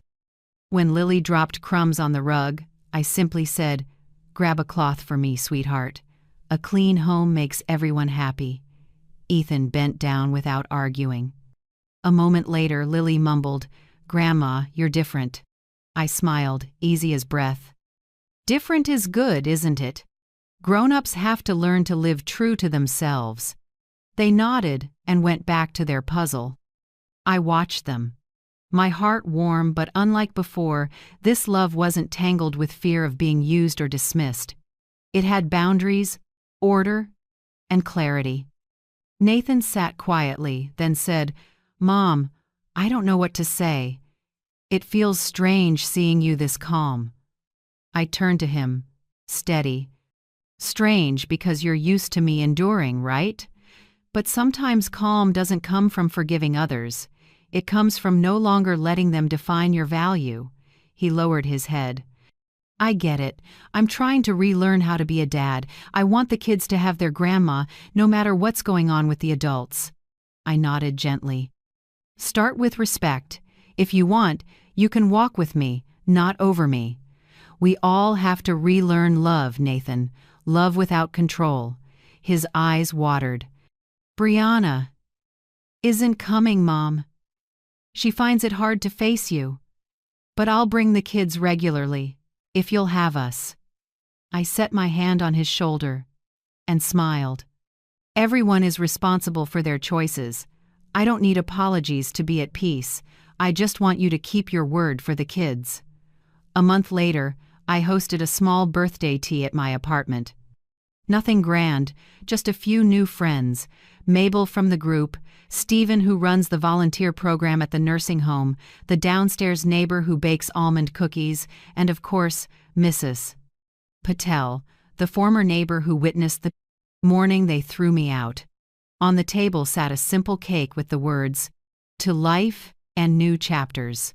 Lily and Ethan helped me place the candles, while Nathan leaned against the doorframe, watching it all with eyes he couldn't keep from shining. "You look different, Mom," he said softly as I walked over. I smiled. "Different or truer?" He answered, voice thick, "Both." Throughout the little party, I didn't have to hide anything. I laughed freely, told stories, and shared a few dishes I'd learned in a cooking class. When I spoke about the project to support abandoned seniors, Mabel burst into tears and squeezed my hand. "Dorothy, you walked through pain and brought light back to us." I just answered quietly, "No, I only brought what I once needed, a steady hand, a little faith." When I blew out the candles, the room filled with applause. Nathan stood still, watching me, maybe for the first time in his life, seeing his mother as herself, not as a shadow at the edge of someone else's story. His eyes held no pity or guilt anymore, but recognition. The following week, the church group invited me to share my journey at our Share and Listen meeting. When I stepped up, the room was so quiet you could hear papers tremble in my hand. I spoke slowly, not like an accuser, but like someone who'd walked through the storm and learned to name each wind. I told them about the morning I was thrown out, the sloppy note, the path to reclaim my right to stand in my own home. I talked about Attorney Avery, about Ryan, about the seniors group at church, and about how I began again from the basics, respecting myself. When I finished, many wiped their eyes. An older woman whispered, "I thought only I was belittled by my children. Now I see I'm not alone." I smiled, warmth spreading through my chest. No speech is needed. Sometimes a story told at the right moment is enough to help someone begin again. I invited Mrs. Patel to speak. She walked up calmly, voice as gentle as ever. "I don't need to say much. I just want to say I was there the day Dorothy was forced out." She didn't cry. She simply smiled and walked through the gate. And today, she's smiling again, but it's the smile of someone who won. The room applauded. I bowed in thanks, tears slipping free but no longer heavy tears allowed to fall, not from hurt, but from pride. That night, Nathan stayed to help me clean up. When everyone had left, the two of us sat on the balcony, night breeze stirring our hair. "Mom," he said, "I don't know how to thank you. I used to think love meant protecting, handling everything for others. Now I understand love also means knowing when to step back." I squeezed his hand, my voice gentle but firm, and I learned the opposite. Love is not endurance, not bowing just to keep the peace. I'm willing to love, but not at the cost of dignity. Nathan was quiet, but I saw something change in his eyes. Maturity. Maybe it takes a lifetime for a mother and son to understand that love is whole only when both stand upright, not when one is on their knees. I looked out where city lights shimmered on the Ashley River like stars. In my heart, I knew I'd reached the end of the road of pain and stepped into a new stretch of freedom, clear-eyed love, and well-earned peace. 2 years have passed since the day I closed the door on the old house. When time slows, it heals in its own way, not by erasing, but by teaching us to look back with calm. Now my life moves at a steady, full rhythm. Mondays and Thursdays I volunteer at the nursing home where men and women with stories like mine now tell them with a smile. Wednesdays I teach a computer skills class for seniors, showing them how to send emails, save photos, and video call their grandkids without help. On weekends, I meet for coffee with my circle of friends, Mabel, Stephen, and Mrs. Patel, who still loves brewing cinnamon tea and telling stories of the old neighborhood. My small apartment has become a true home. The walls hold photos from my trips, Tybie's endless blue, a lavender field in Tennessee, and the park corner where Ethan once laughed himself silly at a cookie-stealing squirrel. I don't need relics of the past anymore, just small moments I'm living now. Nathan and I stay in touch, measured, healthy, no more strings tied with guilt or pity. Once a month, he brings the kids to visit. Ethan now says thank you after every meal, and Lily loves sitting beside me to look through old photos. They're old enough to understand that Grandma's love isn't bought by silence. Brianna never appears. I don't ask, and I don't resent it. Some people are stretches of road, not destiny. Everyone is responsible for their choices, and I've chosen to keep living without needing anyone to admit fault. One early autumn afternoon, I sat reviewing the financial statement Avery helps me manage. The money from the old house rests safely in conservative funds, some invested, some set aside for emergencies. I have enough to live comfortably, travel each year, buy gifts for the kids, and help a few friends when times are hard. I realized the sale money brings stability, but true happiness comes from the right to choosing where to live, when to be silent or speak up, whom to love or to leave. I wrote a letter to myself, the woman who once stood shaking in front of a house taken from her. Dorothy of yesterday, never let anyone dim the light in your eyes again. Don't give so much that you forget yourself. Remember, kindness only matters when paired with boundaries. That day when your daughter-in-law said, "Don't stand there, the neighbors are watching," you chose to stand still and keep quiet. Now you know, that wasn't weakness, it was the beginning of strength. I folded the letter and placed it in a small wooden box with a photo of me and Marisol by the ocean. A keepsake, a reminder, Never bow to contempt no matter who it comes from. I also started a small fund called Silver Voices Fund to support seniors facing emotional abuse within their families. At first it was just a few $100s I'd saved, then others from the volunteer group added theirs. We help print legal documents, find temporary housing, or simply listen to stories their children won't hear anymore. Each time an older woman grips my hand and says, "Thank you for reminding me I still have a voice," I feel my path has been worth it. One breezy afternoon with wind off the Ashley River, I decided to visit my old street. The house has fresh paint, a new plaque on the door reading, "The Harpers." The front yard still has roses, but they grow wild now, not in my neat rows. I stood at a distance and didn't go in, I didn't need to. No pain rose up.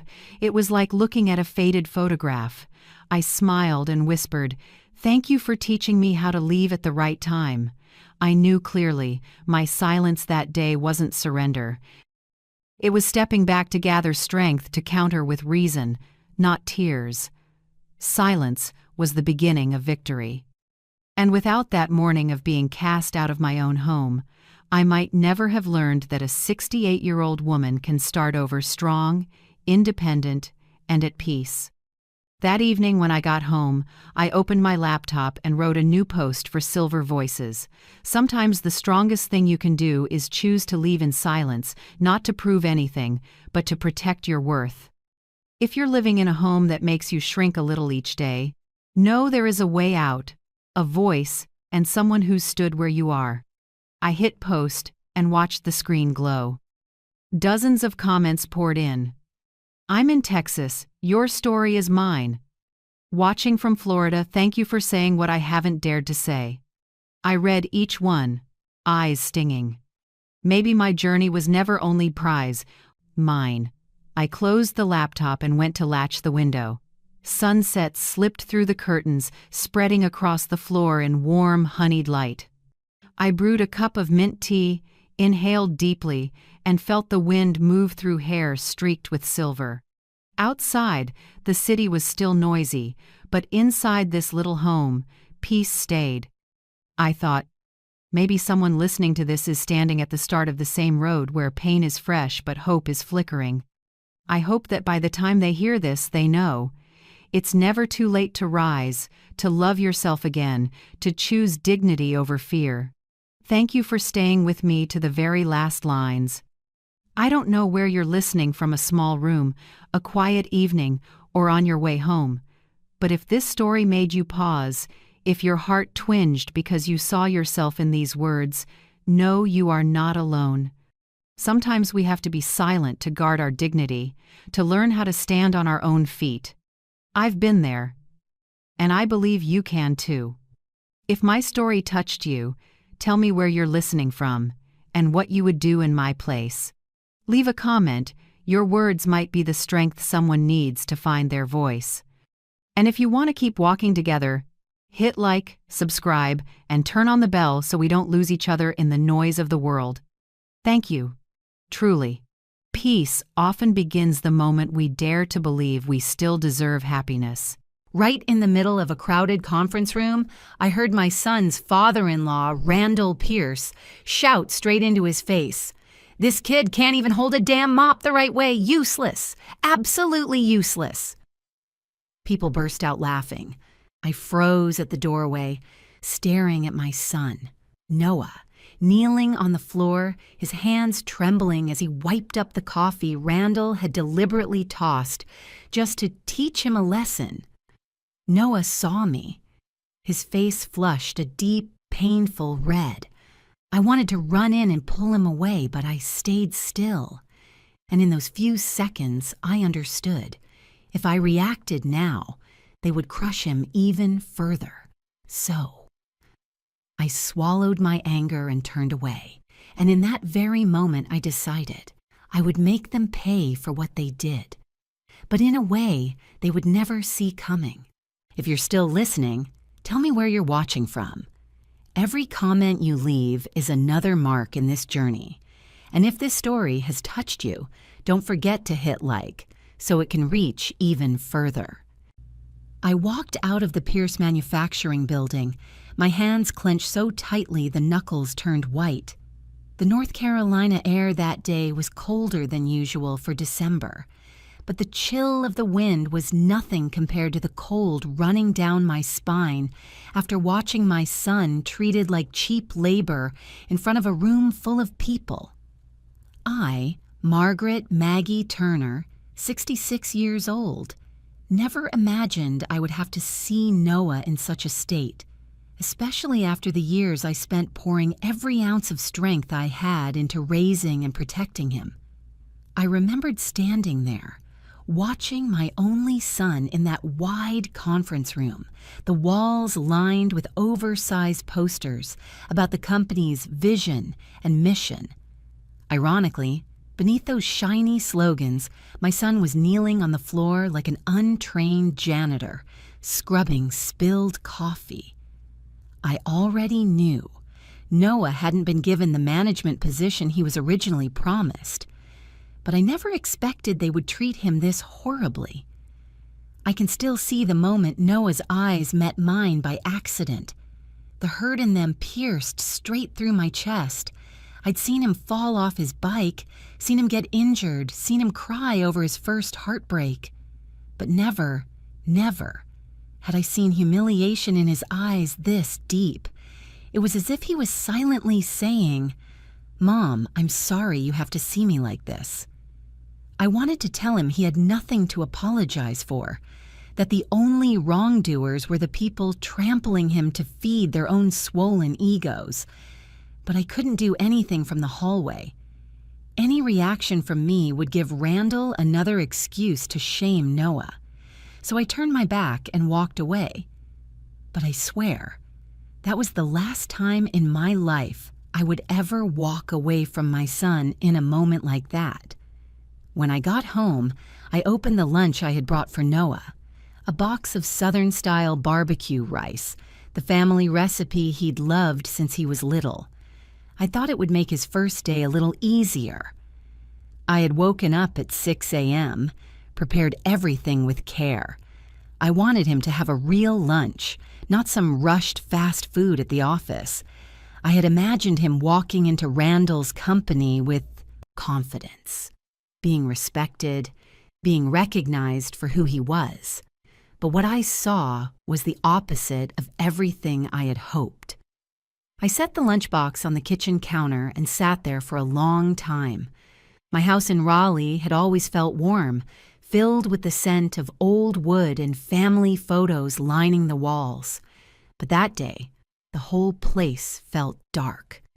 I could hear my heartbeat, slow, angry, heavy. At 66, I lived alone, used to the silence of a house no longer filled with the footsteps of a little boy running around. But today, the silence roared like a scream. I thought about all the years I raised Noah on my own. My husband left when Noah was 4. I worked 3 jobs, waitressing at a diner, cleaning hotel rooms, and doing temp work in a warehouse just to provide for him. I used to come home close to midnight, hands numb, back aching so badly I cried. But the moment I saw Noah asleep, hugging his worn-out teddy bear, everything felt worth it. Noah never disappointed me. He was hard-working, gentle, polite, always saying please and thank you to everyone he met. When he got into the University of North Carolina, I cried in the middle of the campus because I was so proud, and now those people dared call my son useless. No, I would not accept that. That evening, I called Noah again and again, but he didn't answer. I guessed he was embarrassed, or worse, blaming himself. I knew my son better than anyone. Noah always endured first, stayed silent second, and fell apart last. I'd seen it during his first divorce 6 years ago.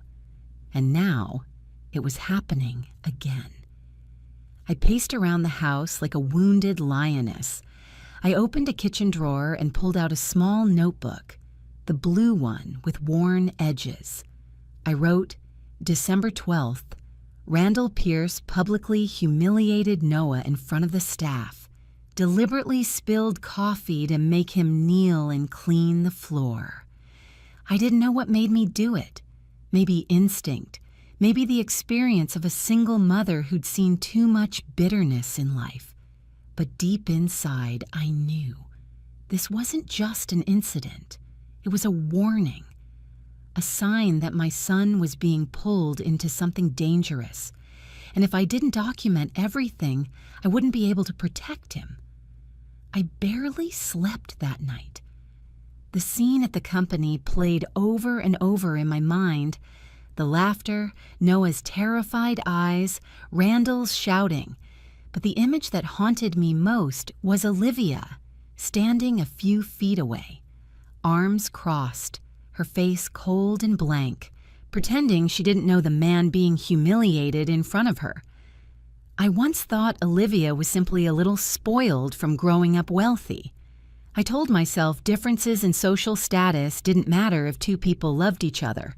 But now I had to face the truth. Olivia did not love Noah the way a wife should. She loved control. She loved power, especially the power that came from having a husband who depended on her family. I saw it clearly in the way she stood there, arms folded, not moving an inch to defend him. Near dawn, I sat at the dining table and opened the notebook again. I wrote, "No one has the right to turn Noah into a joke. No one." And beneath that, they think Noah will stay silent. They think I'm old, weak, and powerless. They're wrong. I closed the notebook and exhaled slowly. Life had taught me one thing. The people who seem untouchable are often the easiest to topple, as long as you hit them at the right time, in the right way. Randall and his family looked perfect. Money, power, reputation. But I'd lived long enough to know the shinier the surface, the deeper the cracks underneath. I didn't yet know the full truth. But I knew one thing for sure. They were about to face a storm, one I would create myself. I remember clearly the day Noah first brought Olivia home, a day when I sensed something was off but couldn't put it into words. It was mid-autumn in North Carolina. The driveway was covered in golden leaves like a warm welcome mat. Noah called a few hours before, sounding excited like a man in love, even though he was already over 30. I remember the knock on the door. When I opened it, Olivia stood beside Noah, undeniably beautiful, the kind of beauty that comes from growing up wealthy. Golden hair in soft waves, a beige designer coat, elegant heels, and gray-blue eyes so cold they made you step back a little. She smiled, but the smile never reached her eyes. I greeted her warmly, but a faint uneasiness lingered in my chest. The evening went smoothly, too smoothly. Olivia spoke softly, politely, talking about her work, her family, her goals. But I caught the way she looked at Noah sometimes, analytical, appraising. It bothered me. It was the look of someone examining a project that needed improvement, not a partner she cherished. And Noah, he was trying too hard, too careful with his words, too eager for her approval, too unlike himself. I saw it because I'm his mother. Meeting Randall for the first time happened sooner than I expected. Noah took me to his house, a mansion so large I needed a moment to find the main entrance. Randall greeted me the way a man greets someone he doesn't consider his equal. His handshake was cold, stiff, purely procedural. He looked at my simple cardigan, then at his wife's designer dress. The comparison was obvious. Dinner that night was a string of half-polite, half-patronizing comments. Randall questioned Noah's education, career, income, not to learn, but to highlight Noah's lack. He said Olivia deserved a truly strong man and watched Noah's reaction like it amused him. Noah swallowed hard over and over, trying not to show hurt. I remembered every word. Randall's arrogance wasn't just aimed at me. He looked down on Noah, too. I left that house knowing one thing.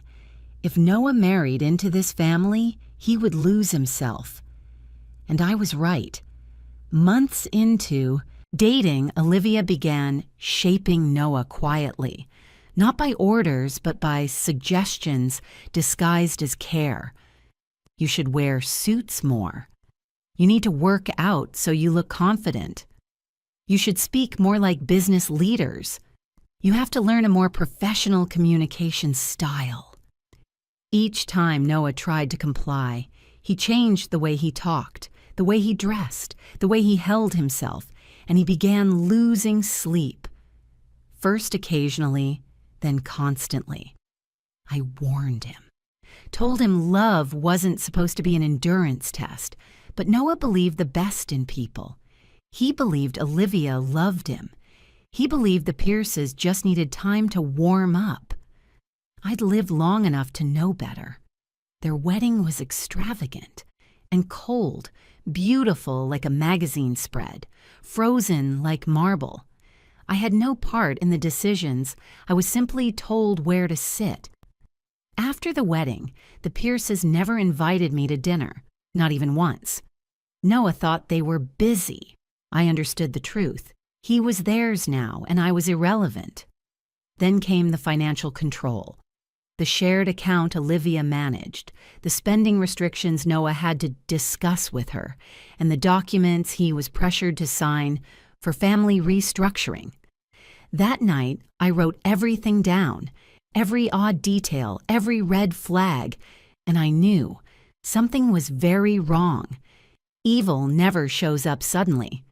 It grows roots, and the roots in the Pierce family were poisonous.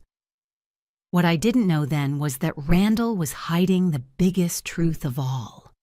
Pierce Manufacturing was on the brink of collapse, and I was about to discover it in a way none of them expected. In Noah's first week, Randall assigned him the worst tasks under the guise of training. Moving heavy boxes, pushing carts, running errands on foot between distant buildings. Noah even got injured one afternoon. When I asked if Randall knew, Noah said, "This is how I learn what pressure feels like at the lower levels." A cold shiver ran through me. That's not training, Noah. That's humiliation. But my son only stayed silent. Not long after that, Randall said something to Noah that I will never forget. One evening, while Noah was having dinner with the Pierce family, Randall leaned back in his chair, raised his wine glass, and said with absolute certainty, "If you want to be a son-in-law of this family, you need to know your place." I wasn't there, but Noah told me later when he accidentally let it slip. I asked him what that place was. Noah didn't answer. That silence said everything. I could picture Noah sitting there at a dinner table surrounded by wealthy people, listening to Randall say that with a casual, almost bored tone. I knew my son. He's not the type to get angry easily. He would simply lower his head because he never wants to cause trouble. But people like Randall see that kindness and exploit it. At the company, things grew even worse. It wasn't just Randall who looked down on Noah. Other colleagues began treating him like a servant rather than someone being trained for a management position. Noah told me that every time he walked down the hallway, they whispered, "That's Randall's doorman. That's the precious son-in-law. He only got this job because he married the boss's daughter." Even though Noah tried to recount it jokingly, I still heard the hurt hidden inside every word. I once told Noah, "You don't have to tolerate people who look down on you," but he only gave me that faint smile, the kind you use when you're trying not to collapse. What hurt me most was Olivia, the woman Noah trusted, taking her family's side.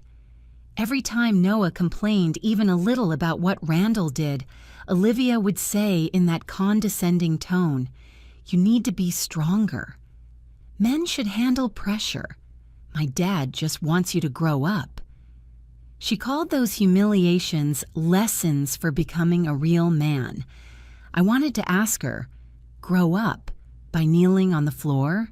Grow up by being called useless in front of employees? But Noah didn't want me confronting Olivia.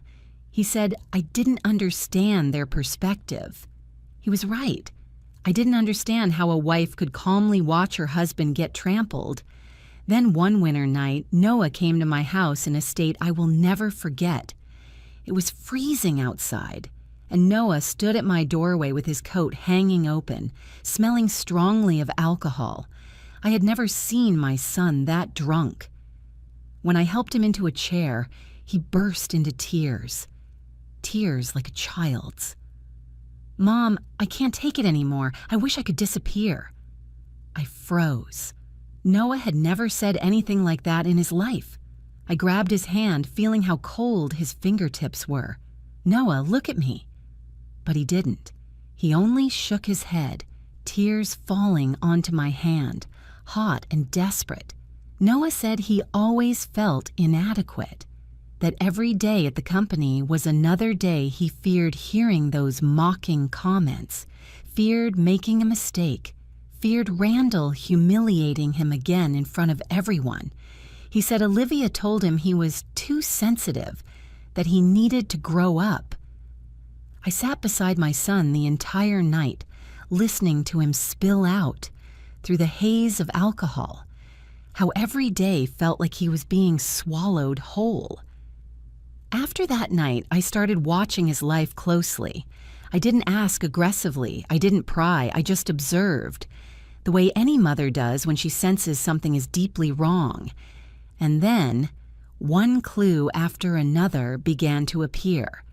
Noah said Randall often handed him documents he needed to review, but whenever Noah brought them to upper management, they looked confused and told him, "You don't have the authority to see these."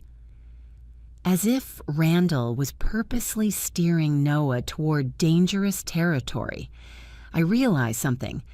Randall didn't want Noah to grow stronger. He wanted Noah to become a liability, a sacrificial lamb. Then one day, Noah said Randall told him to sign off on an inventory report to complete the file, even though Noah didn't work in that department. Noah refused, and Randall shouted right in his face, "You're part of this family. Just sign it." When I heard that, a chill ran down my spine. Randall was steering everything toward one direction. Noah would be the one blamed if the company got into trouble. I wrote in my blue notebook, "Randall is constructing a scapegoat." Every line I wrote made the fear inside me grow heavier. Noah became more and more exhausted. He began working from home on weekends because he was burned out. When I saw his thin face on FaceTime, I saw the unmistakable signs of despair. But Noah still tried to hide everything, still told me everything was fine, still defended Olivia. I knew my son was sliding down a steep hill, one he couldn't stop on his own, and I, the mother who carried him through every storm of his childhood, could no longer stay still. I swore I would not let them make Noah the fall guy for the Pierce family's sins. I had once fought to keep my child alive through poverty. Now I had to fight again, not against hunger, but against the power of those who looked down on him. That night, while Noah slept on my sofa, completely drained, I stood by the kitchen door, watching the snow fall in the yard. And I felt a different kind of cold, the cold of truth taking shape. I had written down enough in my little notebook, enough to know that what Noah suffered wasn't random, enough to know Randall didn't see Noah as a son-in-law. He saw him as a tool. I closed the notebook, resting my hand on the cover as if sealing a vow. I would not let Randall destroy my child. And the very next morning, I decided it was time to uncover the real condition of Pierce Manufacturing and what they were hiding. I started digging into Pierce Manufacturing on a cold afternoon, right after Noah left my house following a dinner he could barely eat before saying he had to go prepare documents for Randall. I watched him walk out the door, shoulders slumped as if carrying the weight of the world. I knew he was almost at his breaking point, and if I didn't act soon, everything would spiral out of control. I didn't know much about big company finance, but I knew I needed someone who could dig into what ordinary people couldn't see. So I called Henry Whitman, an old friend, once a contract attorney in Charlotte. We met years ago when I worked part-time cleaning the law office where he had just started his career. Henry was always direct, discreet, and especially grateful for a small favor I once did for him long ago. When he heard me ask him to investigate Pierce Manufacturing, he stayed silent for a few seconds before saying, "Maggie, are you sure? That's a big corporation, not some small business. I don't care how big it is, I just need to know what they're doing to my son." My voice was calm, but the fury beneath it made Henry stop questioning me. He simply said he would start immediately. A week later, Henry called and asked me to meet him at his office on Sunday afternoon. When I arrived, he was standing near the window, a thick stack of documents on the table. His face was unusually serious enough for me to sense that whatever he was about to say would change everything. "Maggie," he began, "I dug deep, and what I found, no one knows about." I sat down, hands clasped together. "Tell me, Henry." He opened the file and pushed it toward me. The pages were filled with numbers that made my head spin, but Henry summarized it in one sentence. "Pierce Manufacturing is drowning in debt and covering it up with extremely risky accounting tactics." I stared at him, mind blank. Henry continued, "They're being sued by at least 7 companies for breach of contract. They lost 3 major distribution deals. Part of their supply chain has collapsed. A factory in Tennessee shut down completely. And most importantly, Randall has been manipulating the books to hide more than $14 million in losses." It took me a moment to fully grasp what he said. $14 million. Enough to sink a corporation. I took a deep breath, trying to steady my voice. "And what does Noah have to do with this?" Henry tightened his grip on his pen. "Randall is setting up a fall guy, and Noah, with his vague job title, unclear authority, and being new, is the perfect candidate." I felt a sharp pain in my chest. "He wants to make my son take the blame?" Henry nodded slowly. "That's what I believe. If the company gets investigated or collapses, Noah will be portrayed as the incompetent signer, the one who approved things he didn't understand. And Randall, he'll stand behind the curtain, untouched." I couldn't speak for several minutes. It felt like someone was crushing my ribs. I feared Randall treated Noah poorly, but I never imagined he was wicked enough to sacrifice my son's future to save himself. "When did Olivia know about this?" I asked. Henry looked at me with sympathy. "She knew. She knew very well. Maggie. Olivia isn't naive. She moves in her father's wealthy social circles. They talk. She knew the company's financial state long ago." A hollow feeling opened inside my chest. "And Noah?" "I am certain he has no idea. If he knew, he wouldn't be able to function." I shook my head, not to deny it, but to keep from crying. And Olivia still stayed silent, letting Noah carry the risk for them. Henry nodded. "They're protecting the family name.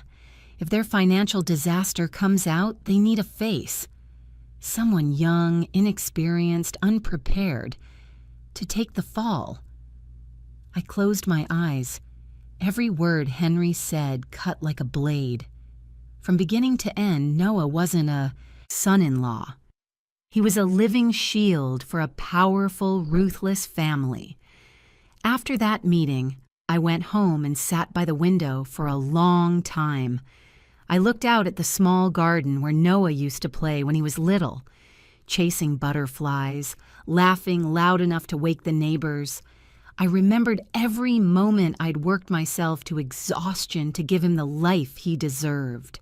And now, all he received from his wife's family was contempt and a scheme to turn him into their scapegoat. I knew that if I didn't act, Noah would lose everything: his reputation, his future, even the last pieces of his self-worth. I opened my blue notebook and wrote one more line: not just saving Noah, tearing down what dragged him to his knees. In that moment, my anger solidified into something fiercer, a pillar, a vow. I decided to do something no one would expect a 66-year-old woman to do. I began building a shell company. I named it Turner Strategic Holdings, something that sounded like a rising investment firm, serious enough and unfamiliar enough to avoid suspicion. I opened a business account, hired an independent accountant, and used my life savings, plus the money from selling an old family house in Virginia, to establish its initial capital. No one knew, not even Noah, and I began to learn. Yes, at 66, I sat in front of a computer taking courses on corporate finance, risk management, and acquisition strategies. I called old friends who once worked in banking. I read about shareholder structures, asset valuation, and negotiation tactics for taking over companies. At first, it felt like wandering through a dense forest of unfamiliar terms, but I remembered the years when I worked 3 jobs just to raise Noah. There was nothing I couldn't do once I decided to. I didn't just want to save Noah. I wanted to destroy the thing that made him kneel on that floor. In the following weeks, I gathered more evidence of Randall's misconduct, from Noah's stories, from Henry's documents, from industry rumors Henry heard. The deeper I dug, the clearer the truth became. Randall Pierce wasn't a businessman. He was a panicked man hiding behind reputation, a man willing to sacrifice anyone, even his own son-in-law, to protect his illusion of power. And if I didn't stop him, Noah would be the first casualty. One evening, while I was reviewing Henry's latest notes, he called me. His voice was lower and slower than usual. "Maggie, I need to say something, and you need to listen carefully." I gripped the phone. "Go ahead, Henry." There was a pause. Then he said a sentence that snapped everything into focus. A sentence I will remember for the rest of my life. "Maggie, if you want to save Noah, you have to defeat Randall in the only place he cares about, his company." I froze. Henry continued. "That's his battlefield, and that's the only place he can be brought down." I rested my hand on the blue notebook and stared at my reflection in the glass. I knew, I understood, and I was ready. My fight for Noah began that very moment. If you're listening to this and felt your chest tighten at the thought of a mother watching her child turned into a shield for another's greed, tell me where you're watching from in the comments, or leave even a single line so I know we're walking through this together. From the day Henry said that to save Noah, I had to defeat Randall where he was strongest. I lived with a constant wire pulled tight between determination and fear. I kept a calm face around Noah, but every time I saw him, a deep ache bloomed inside me. My son grew thinner by the week, while Olivia grew more unmasked. Noah started coming to my house more often, not to confide, but because he didn't want to stay home with Olivia. Whenever I saw him standing at my doorway, tired and drained, I knew something else had happened. Olivia no longer hid her contempt. She insulted Noah openly, not just at home, but in front of friends and relatives. One evening, Noah told me that during a dinner with their social circle, Olivia said in front of everyone, "Do you know why my dad is disappointed in you? Because you have no ambition. You're nothing like successful men." She finished speaking. A few people scoffed, and Noah stayed quiet as if her words were simply the truth. I asked him what he did at that moment. Noah just shrugged. "I'm used to it, Mom." Those two words sent a chill down my spine. Day by day, I watched Noah being pushed to the bottom of his own self-worth. He no longer looked people in the eye when speaking. His shoulders were always slumped. His eyes constantly searched for faults in himself. I recognized those signs. I had seen them in women who suffered emotional abuse back in the church group years ago. People who are suppressed long enough eventually stop believing they deserve respect. I feared that one day Noah would reach that point too, and then the thing I feared most happened. It was a rainy night. I was reviewing some of Henry's notes when I heard loud, urgent knocking at the door. I opened it and saw Noah standing there, soaked through, breathless, his eyes red like someone had torn his heart out. I pulled him inside immediately. "Noah, what happened?" He was trembling as he removed his wet coat, and for a few seconds I thought he wouldn't be able to speak at all. Then he took a deep breath, his voice cracking. "She kicked me out, Mom." I froze. Olivia had done many cruel things, but kicking her husband out into the cold rain, that was cruelty beyond imagination. "Why?" I asked. Noah let out a bitter laugh. Olivia said, "I'm not qualified to be her husband." It felt like someone grabbed my heart and squeezed hard. Noah sank into the chair, burying his head in his hands. Rainwater dripped from his hair onto the carpet, blending with his tears. "Mom." I tried. I tried everything Olivia and her father wanted. I changed myself, I endured, I stayed quiet, but I'm just not enough for them. He looked up. That look, the look of someone worn down to the core, forced me to turn away so I wouldn't cry. I sat beside him and placed my hand on his back, feeling each shaky breath. "Noah, you're not wrong. You're not useless. You're not inadequate. You're just surrounded by people who don't recognize your worth." But Noah only shook his head. "I'm tired, Mom. I don't even recognize myself anymore." When he said that, I knew. This marriage had shattered long ago. Noah just hadn't found the courage to let go. I made him a cup of hot tea and set it in front of him. He held the cup with both hands, as if trying to absorb enough warmth to keep from falling apart completely. I sat beside him, without saying anything else. You can't fix someone with a few encouraging words. Sometimes silent presence matters more. When Noah finally calmed down a little, I said, "Noah, it's time for you to leave this toxic marriage." He said nothing, no agreement, no refusal.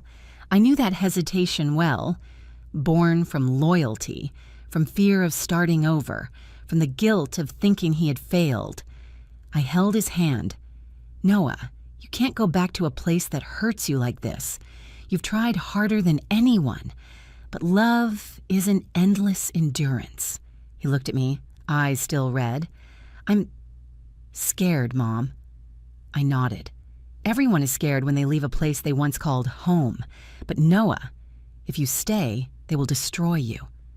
Then I let the final sentence fall, soft but absolute.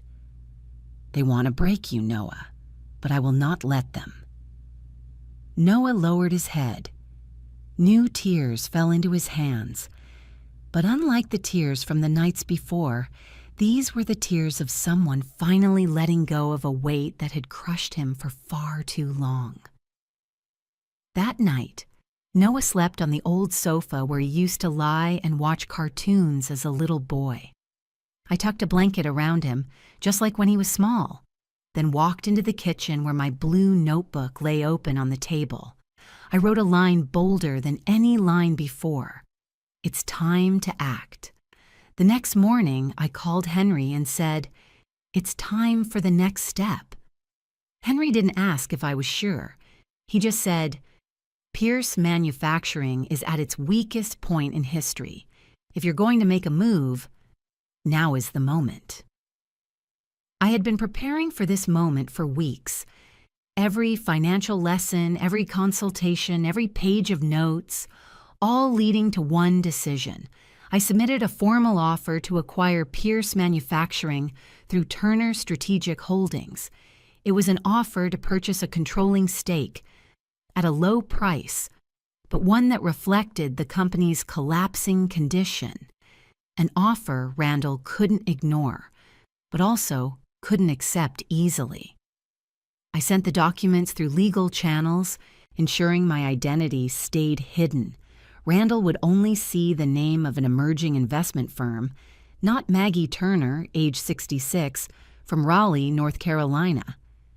My hand trembled when I hit send, but it wasn't fear. It was the feeling of finally standing up after being pushed into a corner for far too long. 3 days later, I received a call from Henry. "Maggie, you need to hear this," Henry said quickly. "Randall, he's panicking." I closed my eyes and exhaled slowly. What did he say? "He has no idea who Turner Strategic Holdings is. He thinks it's a competitor who found out his weakness. He's calling every investor he knows, but no one wants to touch a sinking company." I stayed silent as Henry continued. "Randall is desperate. You chose the perfect moment." I looked out the window. Winter snow had started to fall, the flakes light but cold, just like the feeling inside me. I didn't feel triumph. I didn't want revenge for myself. I was simply doing what a mother must do, protect her child from hands that wanted to destroy his life. This war was only beginning. After Henry told me Randall was spiraling because of the buyout offer, I knew the final opening had come. A man like Randall, who lived his whole life perched on the top of power, loses all composure when thrown into desperation. I only needed to wait for the moment he lost his footing and strike. And that moment came sooner than I expected. 3 days after the offer was sent, Randall called an emergency meeting at Pierce Manufacturing's headquarters. The news reached me through Henry just hours after Randall made his plea.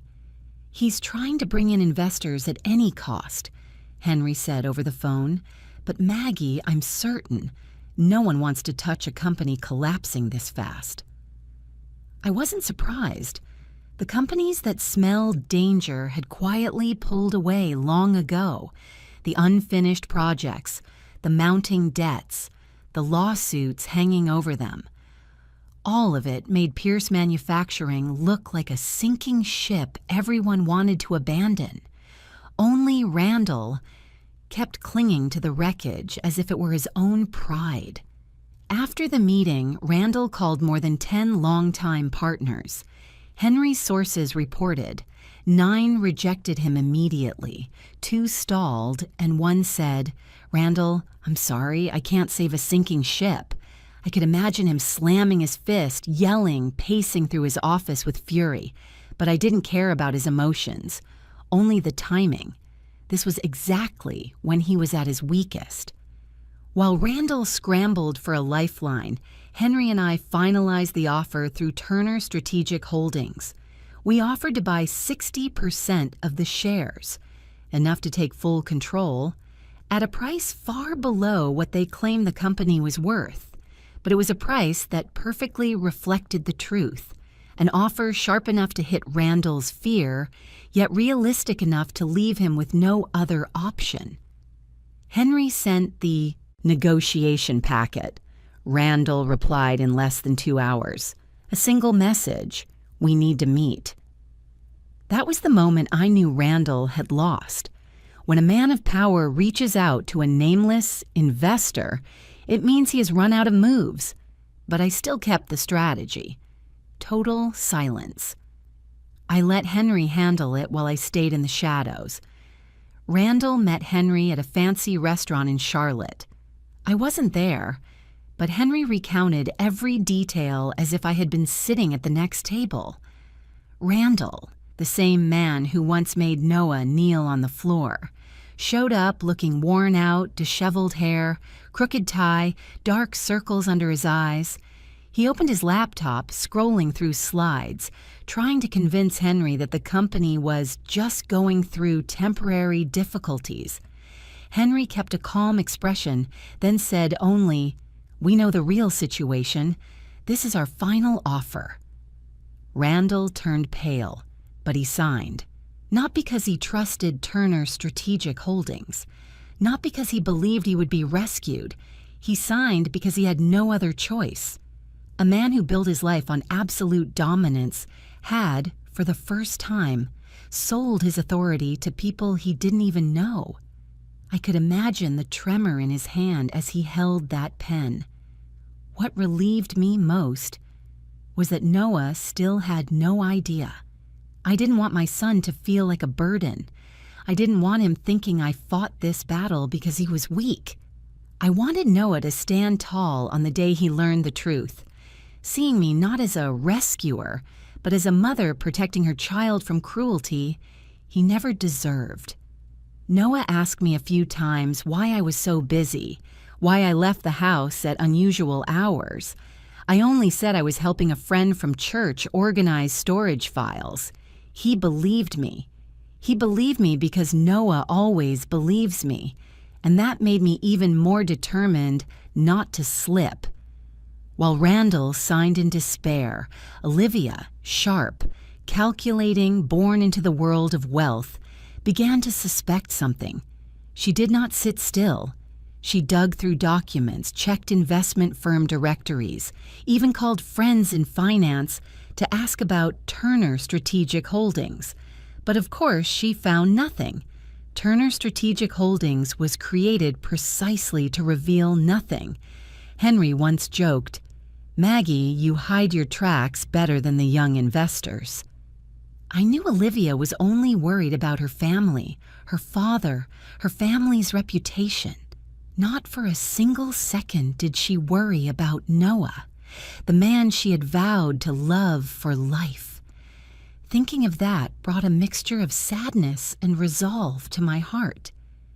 Noah deserved someone who lived for their marriage, not someone who hid the truth to protect her elite lineage. In the midst of all the chaos, I maintained silence. No reaction, no acceleration, no hesitation. A silence that kept the enemy guessing. A silence that made Randall believe he still had room to negotiate. In reality, everything was already set. The transfer contracts were signed. Randall's lawyer confirmed the transaction. Henry prepared every legal document to ensure the acquisition proceeded smoothly, cleanly, and without giving Randall any chance to fight back. One rainy afternoon, Henry sent me the thick stack of final paperwork. He said, "It only comes down to one final step now, announcing the new owner." I held the stack of documents, feeling the cold at my fingertips, not from fear, but because I knew that moment would be the moment Randall Pierce lost everything, and I would be the one to witness it. That night, I sat alone in my living room, the desk lamp casting a warm glow over the papers spread out before me. I thought of every tear Noah had shed, every insult he had endured, every night he slept on my sofa after being thrown out of his home. I wasn't looking for victory. I wasn't hungry for some dramatic revenge. I just wanted Randall to understand one thing. He had chosen the wrong person to hurt. And I wanted Noah to stand up again, no longer living in fear. I closed the file. I knew tomorrow would be a day Randall would never forget for the rest of his life. The announcement of the new owner was scheduled for 9 a.m., and at exactly 8:58, I, Margaret Maggie Turner, the 66-year-old mother Randall once dismissed, walked into the conference room. At 8:58 that morning, I entered Pierce Manufacturing's headquarters with the calm of someone who had been preparing for this moment her entire life. Not pride, not personal revenge, but the quiet resolve of a mother doing what was necessary to protect her child. The large conference room on the 14th floor was already packed. Directors, department heads, in-house attorneys, and the entire leadership team sat in formal rows. Every head turned when the door opened. A few unfamiliar faces looked at me with polite curiosity. They had no idea who I was. I liked that. I wanted to walk into their world like an unexpected gust of wind. And then I saw Randall Pierce. He stood at the head of the table, his usual dark blue suit looking wrinkled, his face exhausted, as if he hadn't slept in days.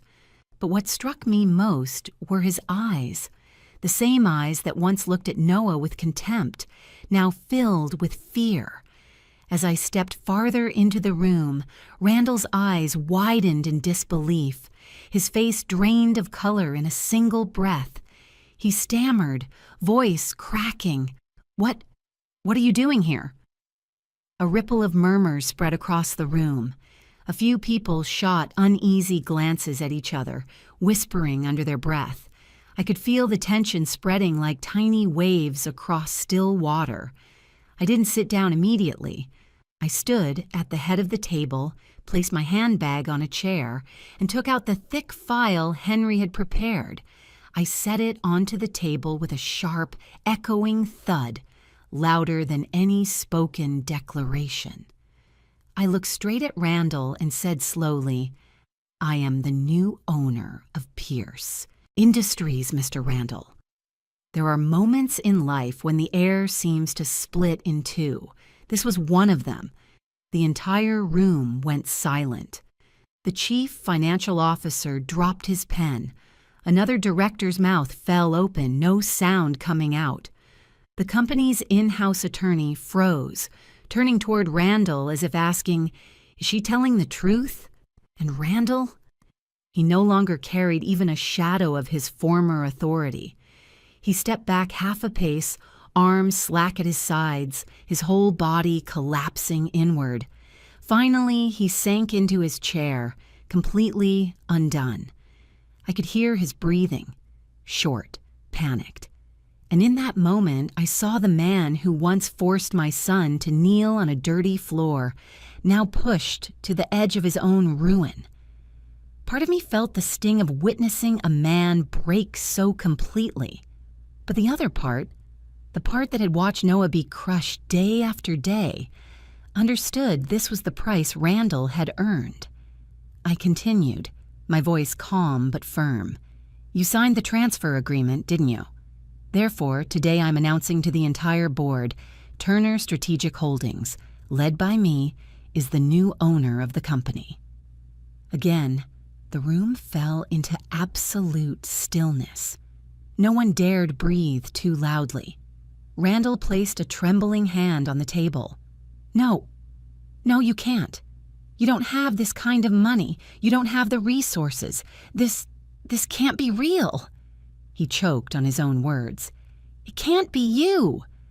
I looked at him, not with triumph, but with a clarity he could no longer deny. "You think a mother can't do this?" I tilted my head, speaking even more deliberately. "You misjudged the wrong person from the very beginning, Randall, and you misjudged my son." A hesitant voice spoke up, the head of human resources. "Excuse me.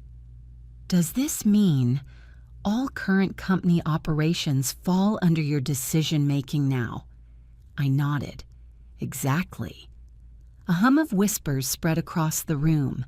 I saw fear, confusion, but also a glimmer of hope in the eyes of those who had suffered under Randall's chaotic leadership. They didn't know who I was, but they understood one thing. Anyone who wasn't Randall was an improvement. Just when the atmosphere was stretched to the breaking point, the conference room doors burst open. Olivia stormed in, her heels striking the marble floor with sharp, angry clicks. "Dad, I heard something." She scanned the room, and then her eyes landed on me. For a moment, she looked like she had seen a ghost. Without anyone speaking, she understood. "No, it can't be you." She stepped forward. "You can't be. This company belongs to my family." I turned toward her. "Not anymore, Olivia." Her face flushed bright red, her voice rising. "Dad, do something. Take the company back. This is Pierce Manufacturing. You can't let some outsider, someone like her—" She didn't finish her sentence because Randall shouted, "Olivia, stop!" It was the first time I'd ever heard him yell at her like that. Olivia froze, trembling with rage. Randall muttered, almost to himself, I signed it. I can't undo it. Everything is legally binding." Olivia whipped back toward me, venom in her eyes. "What did you do? What trick did you use? Did you trap my father?" I placed both hands on the table, my voice soft but sharp enough to cut through steel. "No tricks, no traps, no coercion. Your father signed willingly because he drove this company to the ground and no one else wanted to save it." Olivia clenched her jaw and turned back to her father. "Dad, tell me you didn't actually sign." Randall said nothing. He simply slumped deeper into his chair, one hand covering his face, the picture of defeat. When no one could challenge me any longer, I straightened up and opened the official document from Henry. "I have a formal announcement." All eyes turned to me. Effective immediately, the entire leadership structure will be reorganized. Some positions will remain, some will change based on merit. I promise no one will lose their job unless tied to financial misconduct. A wave of relief washed through part of the room. Others glanced nervously at Randall. I scanned the room and delivered the final blow. "The era of Randall Pierce is over." Randall jerked upright as if stabbed. Olivia's face went ghost white with fury. But it was the truth. And sometimes the truth arrives wearing the face of a simple mother they once underestimated. When everything was said and done, I gathered my documents while the leadership team sat frozen in disbelief. Randall couldn't stand. Olivia stormed out like a storm unleashed. I walked toward the door, then turned and said, "This meeting is adjourned. At 3 this afternoon, I want all department heads present for the restructuring briefing." Everyone nodded instantly, the first time they followed instructions without Randall's voice behind them. I stepped into the hallway, and right then, I pulled out my phone and called the only person who needed to be here on this monumental day. When Noah answered, I spoke slowly. "Noah, can you come to Pierce? I need you. But I want to tell you the reason face to face." I left the conference room with steady, deliberate steps. Not to flaunt victory, but to let the air settle before the next storm began. I knew Noah's arrival would be the pivotal moment, not just for him, but for the entire Pierce empire. I stood in the hallway watching employees walk by with confused, curious glances. They must have wondered who this older woman in a simple brown knit coat was, and how, in a matter of minutes, everything they knew about their company had changed. I waited about 10 minutes before the elevator opened. Noah stepped out. Still the same gentle face, still the same tired eyes, not yet healed from months of emotional strain. But now there was something else, uncertainty mixed with hope. He looked around, searching for me among the stairs. When he spotted me, He hurried over, worry written all over his face. "Mom, what's going on? You called me here. Are you okay?" I nodded. "I'm fine, Noah. I just need you here to hear something important." He squinted, confused. I placed my hand on his shoulder, soft but firm, and said, "Son, I am the new owner of this company." Noah froze, completely froze. I watched his lips part, but no sound came out. In a few seconds, his expression shifted from shock to disbelief to utter astonishment. No way. He stepped back. "Mom, what are you talking about? How could you—" His voice cracked. I smiled gently, shaking my head. "You don't need to ask how. You just need to know I did it for you, for everything you endured." Noah lifted a hand to cover his face. I heard his breath hitch, then a soft, uncontrollable sob escaped. "Mom, you didn't have to do all of this for me. I'm not worth you carrying such a burden. I cupped his face between my hands and made him look straight at me. "Noah, listen to me." My voice was low but steady. "I didn't do this for revenge. I did it so you would know you deserve respect. You deserve to stand tall, not kneel before anyone." Tears rolled down Noah's cheeks. He pulled me into a tight embrace, as if afraid that letting go would make everything disappear. "Thank you, Mom. But are you sure? This is huge." I brushed his hair gently. "Noah, nothing is too big when it comes to protecting my child." After giving Noah a few minutes to calm down, I led him into the conference room next door, a smaller, quieter room, just right for a private conversation. When the door closed, I sat down across from him and opened the folder Henry had prepared. "Noah," I said, "I have an offer for you." He wiped his eyes, trying to steady himself. "What kind of offer?" I slid the folder toward him. "You will become the new CEO of Pierce Industries." Noah looked at me as if I had just said something impossible. "Mom, I can't. I'm not capable enough. I don't even know how they run half the departments here. I raised a hand, signaling him to stop. "You are not Randall. You don't need to know everything on day one." I leaned back in my chair. "But you have something Randall never had: kindness, humility, and a sincere desire to do what's right for this company." Noah lowered his head, his voice trembling. "Mom, I lost my confidence. I don't believe in myself anymore." I smiled gently and touched his hand. "That's okay. I believe in you, and sometimes having just one person believe is enough." Noah kept his eyes closed for a long moment, then exhaled slowly. "Mom, I'll try. I can't promise I'll be perfect, but I will try." I nodded, feeling half of the weight in my chest lift. When Noah and I stepped into the hallway, many employees were already gathered. They had heard the news from the earlier meeting and were waiting to see what would happen next. And something unexpected occurred. When Noah walked beside me, the entire hallway fell silent. No mocking laughter like before. No snide whispers the way it used to be when Randall ordered him around. They looked at Noah differently, with curiosity, with uncertainty, and with a dawning realization that the person who once stood at the bottom might now be someone they needed to pay attention to. I heard a few murmurs. Is it really him? Noah? No way.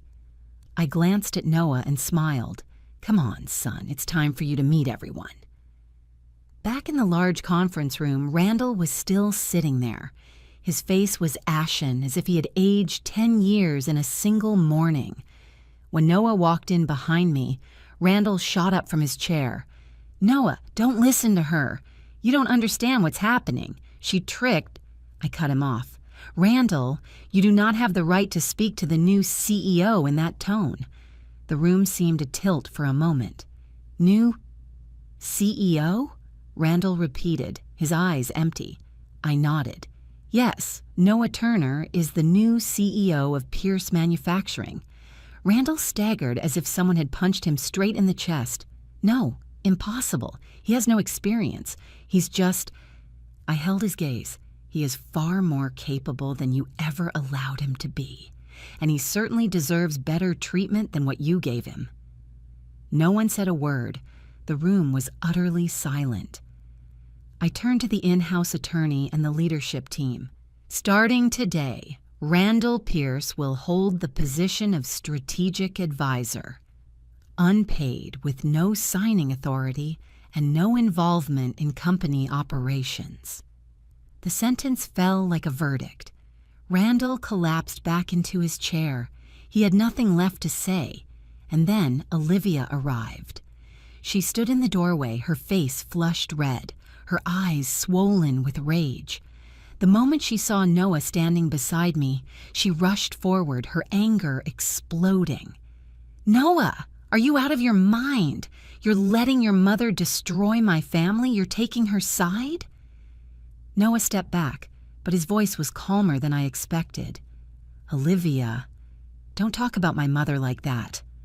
She let out a sharp, poisonous laugh. And who do you think you are? A failure whose mommy bought him a CEO title. You think anyone will respect you? Noah didn't move. For the first time in months, my son's eyes held no fear. Olivia, he said slowly, I want a divorce. The room gasped. Olivia's mouth fell open, no words coming out. Right here, right now, Noah continued. I want everything to end. I won't stay in a marriage where I'm nothing but a tool. Olivia dropped onto a chair, her eyes wide with shock and fury. I looked at Noah, standing tall, voice steady. And I knew my son was finally coming, back to himself. When the meeting ended, Randall was escorted out in silence. Olivia was helped away by a family member, and Noah and I remained in that sunlit room. Noah looked around, then at me. Mom, everything really has changed. I took his hand and squeezed it gently. Yes, Noah, a new era begins today. And deep inside, I knew this was the first day my son entered his life with a new posture, not kneeling, but standing tall, as someone worthy of respect. In the days after Noah officially became the new CEO of Pierce Industries, everything moved like a whirlwind that reassured me I had made the right decisions. Still, I never imagined the fall of the Pierce family would happen so swiftly, as if their entire empire had been held up by nothing but arrogance instead of any real foundation. The first thing Olivia did after that chaotic meeting was sue Noah. She hired an attorney, filed claims demanding marital assets, compensation for emotional damage, and a share of company equity Noah never even possessed when they married. Olivia showed up to court in an elegant dress, her blonde hair perfectly styled, trying to portray herself as the victim of a deceitful marriage. But she forgot one thing. Olivia was the one who forced Noah to sign a prenuptial agreement, a prenup drafted by the Pierce family's attorney, stating clearly that in the event of a divorce, Olivia could not claim any of Noah's assets, not even those acquired during the marriage. Henry told me what happened during the hearing. When the judge asked Olivia whether she recognized her signature at the bottom of the prenup, she froze for a moment before her face drained of color. Just one sentence. The court denies your request for asset division. And Olivia lost completely. She walked out of the courthouse with red-rimmed eyes, her face twisted with fury, while Noah stood beside Henry with a strange calm, perhaps because, for the first time, he felt the law protecting him. Meanwhile, Randall didn't fare any better. After I took over and released certain internal documents, investigators began noticing irregularities he had tried to hide. Not revenge, just cleaning up the financial system so the company wouldn't collapse. But that also meant Randall Pierce finally had to face the financial misconduct he had committed. Every week brought a new inquiry. The reputation he once built with lavish parties and boastful speeches was now nothing but an empty shell. A major business paper even published an article titled "The Randall Pierce Empire Collapse from Within." I took no pleasure in it. It was simply the inevitable result of a man who valued his ego more than integrity. Olivia didn't escape consequences either. Charlotte's business community is small and word spreads fast. Everyone knew how she treated Noah, knew about her absurd lawsuit, and knew how she helped cover for her father. People who once showcased her as the golden daughter of wealth now avoided her like fire. A conference that had scheduled her as a keynote speaker removed her name overnight. A fashion brand froze all future collaborations. She had once stood in the spotlight, but that same spotlight exposed everything when the applause stopped. Olivia began avoiding public appearances, and then, one quiet morning, she left the city with a few expensive suitcases, leaving behind a reputation built on arrogance and money. While the Pierce family fell apart, the company, now renamed Turner Industries, stepped into a period of renewal. I didn't buy the company just for Noah. I wanted to build a workplace where Noah could be himself, kind, fair, and respectful. The first thing we did was restructure the compensation system, everything transparent. No more special allowance for Pierce relatives. We improved the work environment too. A cleaner cafeteria, upgraded restrooms, more comfortable office spaces. Small details, but they changed the atmosphere instantly. And I created an employee support fund, something Randall would never have considered. The most touching part came weeks later, when employees who had been bullied under Randall began visiting my office. Some said, "Thank you, I was about to quit last year." Another even cried, "I never thought this company could feel compassionate." Those words reminded me that my battle wasn't just for Noah. It was for the quiet people who had suffered under a tyrant. But what warmed me the most came from Noah. One late afternoon, I walked past his office and saw him smiling, a real smile. The first real smile I'd seen in years. His eyes were brighter, his voice steadier, his posture straight. My son was standing tall again. That night when he left the office, I asked, "Did you have a good day, Noah?" He smiled softly, a simple smile that warmed my heart. "Yes, Mom. I haven't felt this like myself in years." I placed a hand on his shoulder. "You deserve it." A week later, Randall sent me a letter. I didn't open it right away. I set the white envelope on my desk, feeling no anger, no triumph, just peace. When I finally opened the letter, I saw just a few lines. "Maggie, I'm sorry for everything. I was wrong. Wrong to Noah, wrong to the company, wrong to myself." I read all of it. A long letter filled with regret. Then folded it back up. I didn't reply. Not because I hated him, but because some apologies exist only to ease the weight on the one who speaks, not to heal the one who hears. And I was no longer responsible for easing Randall's conscience. A few months later, Olivia left Charlotte quietly. No goodbyes, no farewell dinner. She left behind only a handful of old friends, the same people who had quickly turned their backs on her the moment she stumbled. I heard the news through a contact in the industry. Olivia had moved to another state, away from all attention, A sad ending for a woman who once believed the whole world would forever bow at her feet. And Noah.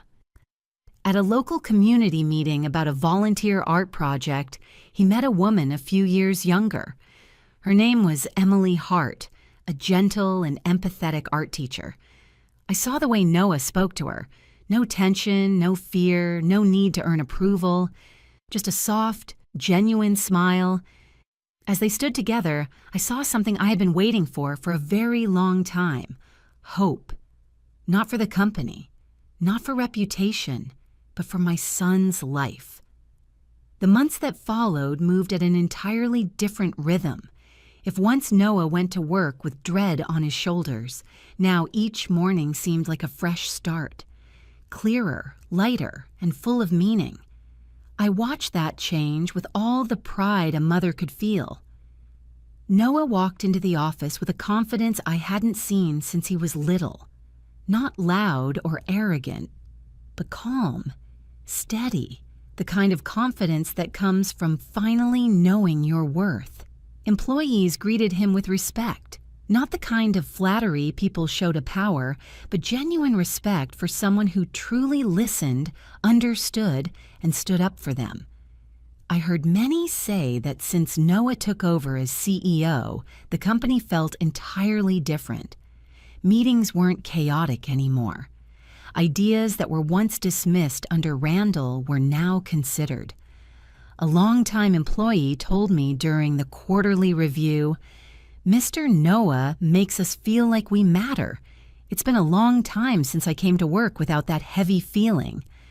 I smiled when I heard that, because I knew kindness heals far more deeply than dominance ever could.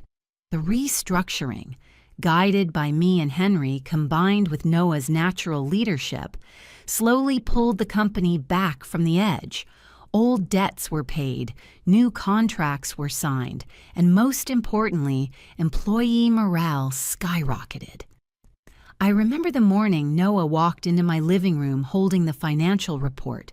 His eyes sparkled like a child who just got a perfect grade. "Mom, we made a profit this quarter." I laughed, cupped his face in my hands. "Noah, you did it." He shook his head gently. "Not me, us." I didn't argue. Even if he said that, I knew it was Noah who stood at the front, who changed how Pierce, now Turner Industries, operated, who cleaned up the mess Randall left behind. My son, the same boy who once knelt to wipe coffee off the floor for his father-in-law, was now standing before an entire board of directors with steady shoulders. And me. For the first time in years, I could finally live a little for myself. I replanted the garden behind my house, the one I had neglected during all those months of supporting Noah. I bought a few pots of lavender for the porch, and every morning I sat outside with a book, soaking in the soft early sun. In the afternoons, I rocked gently on the swing beneath the maple tree. I realized I had walked through a lifetime of storms. But I had never been broken, and now I could finally breathe slowly, gently, peacefully. People started calling me Powerhouse Maggie or the woman who brought Randall down, but I always laughed and shook my head. I was just a mother who did what she had to do to protect her child. Then one day, Noah invited me to dinner at a small restaurant downtown. He said someone wanted to meet me. I went curious, though trying to keep my usual calm.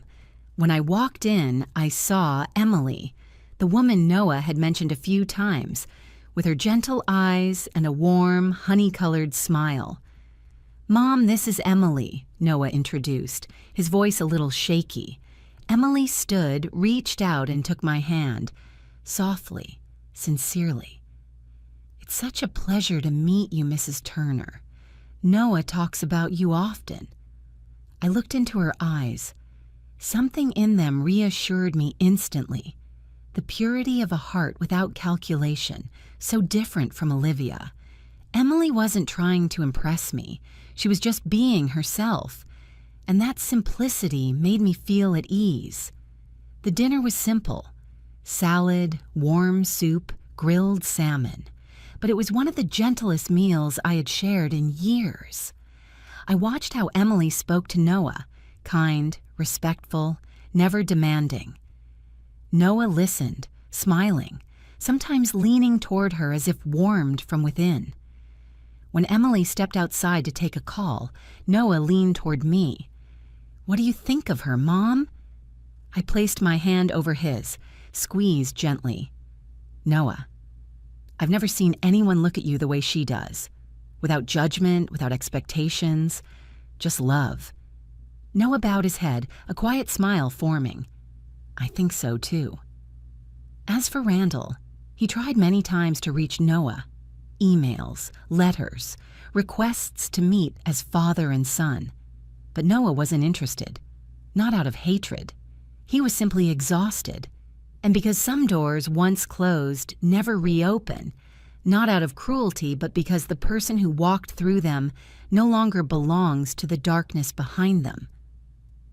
One day Noah told me, "Mom, I don't want to go back to the old life. I don't want to hear excuses anymore. I just want peace and to be who I really am." I nodded. That decision didn't punish anyone. It saved him. During the company's anniversary celebration, the first one under the new name Turner Industries, the organizers unexpectedly invited me on stage to speak. I was startled. I had always preferred staying behind the scenes. But when the lights shone on me and I looked down at the crowd, employees who had survived chaos and witnessed rebirth, something inside me softened. The host introduced me with a sentence that stilled my heart. "Please welcome the woman who changed the fate of an entire corporation." I stepped onto the small wooden podium. I didn't say much, only what I truly believed. I didn't change anyone's fate. I just stood up at a moment when I knew that if I didn't, the person I loved most would be crushed, and I believe any mother here would have done exactly what I did. Below, many people nodded. Some even wiped their eyes. I didn't need recognition. Seeing them smile, that was the greatest honor. The biggest change arrived on an early autumn afternoon. Soft sunlight, gentle breeze touching the maple leaves behind the building. Noah brought Emily to meet me in the small garden near the administrative wing. "Mom, I have something to tell you," he said, nervous in the way someone gets when they're about to step into a new life. I looked at him, already sensing something in his eyes. Then Noah took out a small box and opened it. Inside was a simple, elegant silver ring. He inhaled deeply and said with steady clarity, "Mom, I want to propose to Emily, and I wanted you to be the first person to know." Emotion filled my chest. Warmth, gratitude, relief all at once. I hugged him and whispered, "Noah, you've found your light." Emily stood beside him, eyes glistening, and I simply smiled. In that moment, I understood that everything I had done, every pain, every battle, every confrontation, had finally brought my son exactly where he belonged.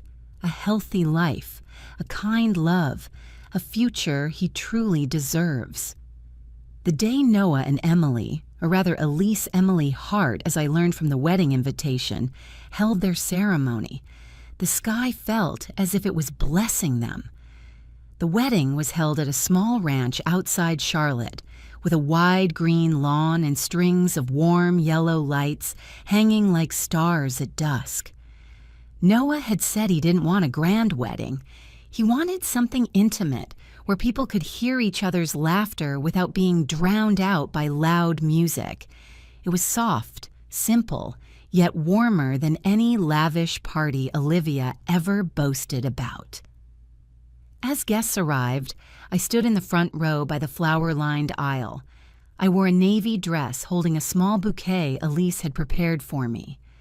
"I want Mom Maggie to look beautiful today," she had said. I chuckled.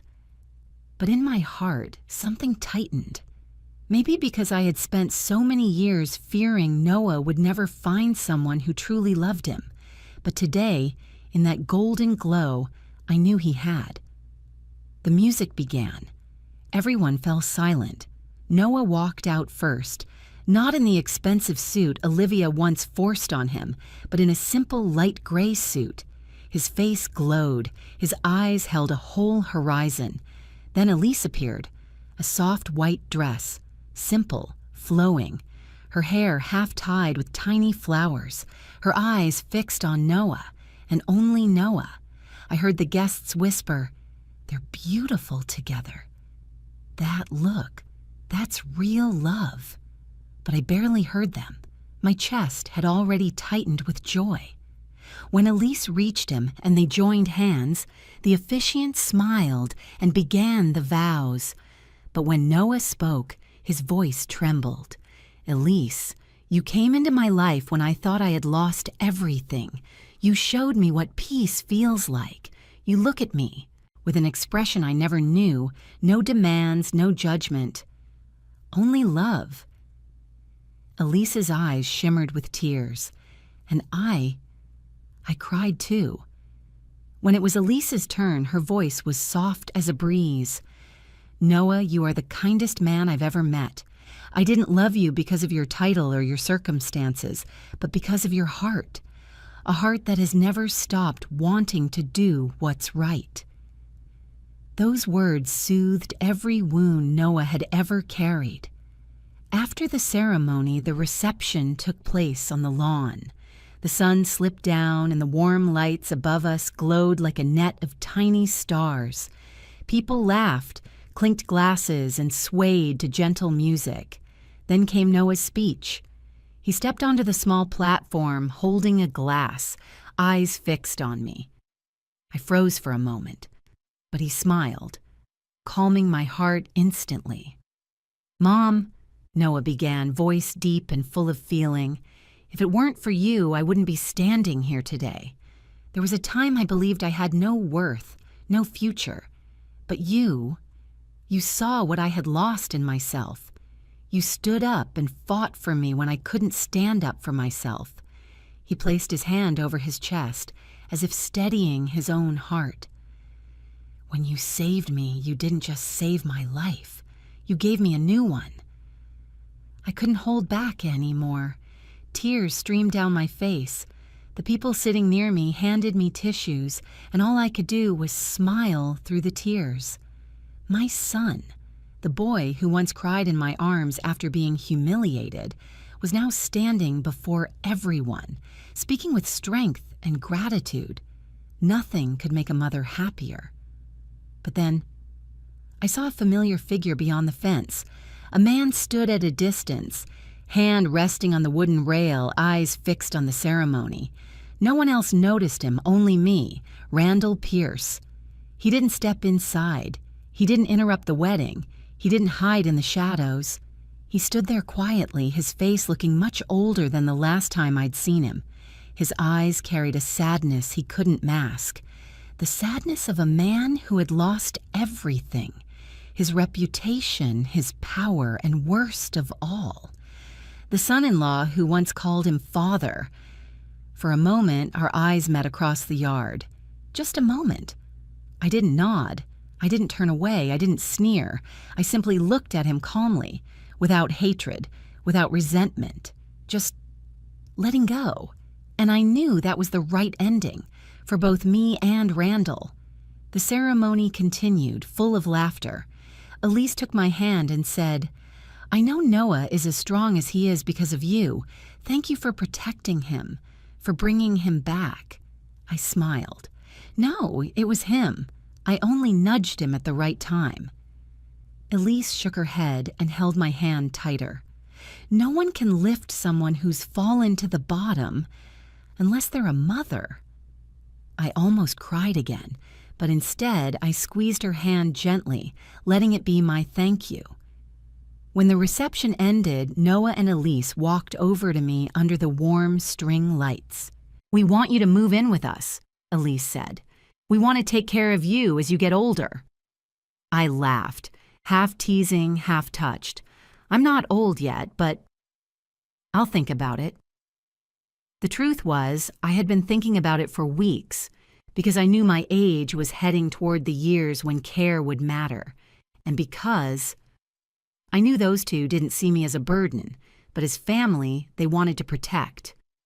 A few weeks later, I began writing this entire story, not to boast about being clever or strong, but to speak to other mothers silently enduring injustice. I wrote with the heart of someone who had known loss, disrespect, and being cornered, yet stood back up because of love for her son. On every page, I repeated one thing. I didn't do this for revenge. I did it to restore fairness. Any mother on this earth, whether in North Carolina or anywhere else, would understand that. A mother's love isn't noise. It isn't threats or anger. It is steady, patient, quiet at times, but strong enough to change a destiny. And when I placed the final period on my story, the image in my mind wasn't of battles won, or Randall collapsing, or Olivia leaving. It was the moment Noah took Elise's hand and slid the ring onto her finger beneath the golden light. I knew my son's future was safe. I knew my family had healed. I closed my eyes and took a long breath. A long journey had ended, and a new life was opening, not just for Noah, but for me, a feeling complete, light, and peaceful. When everything began to settle, when Noah and Elise had stepped into their new life together, I found myself forming a habit, reflecting on all of it in the quiet late afternoons, when the last sunlight spilled through the window and lit up the pages of my notebook on the table. Sometimes I stopped for a long time, rereading the shaky lines I'd written during the darkest moments. Sometimes I wondered, how did I make it here? I remembered the exact moment it all began. The day I stood at the door of the conference room and saw Noah kneeling on the floor, wiping coffee with his bare hands, his face burning with humiliation. In that moment, my chest felt crushed. No mother is born to watch her child be degraded like that. But if someone asked me which moment changed me, it wasn't when I saw him being mistreated. It was the moment I turned and walked away, the moment I understood that if I reacted then, Randall would destroy my son in ways far worse. The moment I knew I had to choose my battlefield, and from that moment, a long journey unfolded. I looked back on everything, those sleepless nights filled with anger and heartbreak for Noah, the times I silently observed, waited, collected small clues that later became the foundation of the biggest strike of my life. I remembered every call with Henry, every trembling signature on the papers creating the shell company. Every morning I sat in my living room teaching myself finance so I wouldn't become prey in a world full of traps. I remembered the feeling of walking into that conference room, Randall frozen in place at the sight of me, my hands slightly shaking as I set the file on the table while trying to appear calm. And I remembered even more clearly Noah's face when he heard me say, "I am the new owner of Pierce." From a man humiliated and belittled, Noah rose to become CEO, not because of privilege, but because of the kind heart he had always carried. And watching him return to himself, standing tall again, was the greatest reward of my life. I realized every pain, every setback was just a stepping stone toward a strength I didn't know I possessed. I was not extraordinary. I was not the strongest. I was simply a mother who could not sit still while her son was being destroyed by arrogance and greed. There was nothing extraordinary about what I did. There was only love, sometimes quiet, sometimes fierce, but always steadfast. And that is my legacy. Not the company I bought, not defeating Randall, not becoming a symbol, as many at Turner Industries called me, but giving Noah back the future he deserved, helping him see his own worth, helping him leave a toxic marriage and find a kinder love. If life has any meaning for me, it is that. I hope my story, a story of an ordinary mother refusing to bow to injustice, reminds whoever is listening, your dignity, your self-respect, your future must never be bargained away. If someone is stepping on you to lift themselves higher, remember you are stronger than you think. You deserve more than what life sometimes shows you. And if you've ever been belittled, pushed into a corner, please believe there are new doors waiting for you to open. I say this not as someone who won, but as someone who once trembled, once felt fear, once sat alone at night thinking she wasn't strong enough to go on, but I did. And if I could, you can too.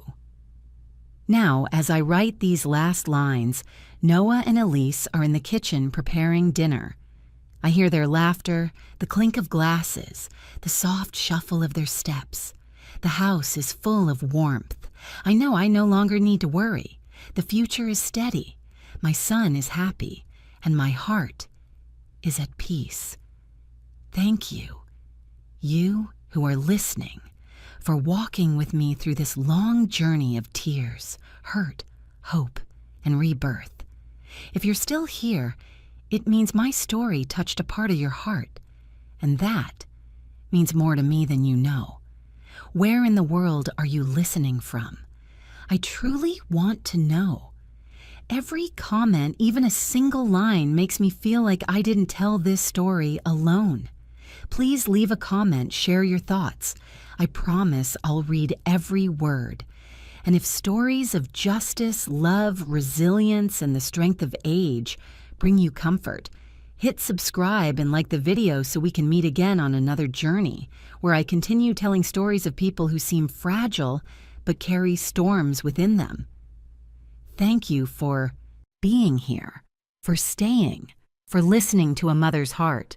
To me, your presence is a greater gift than any victory.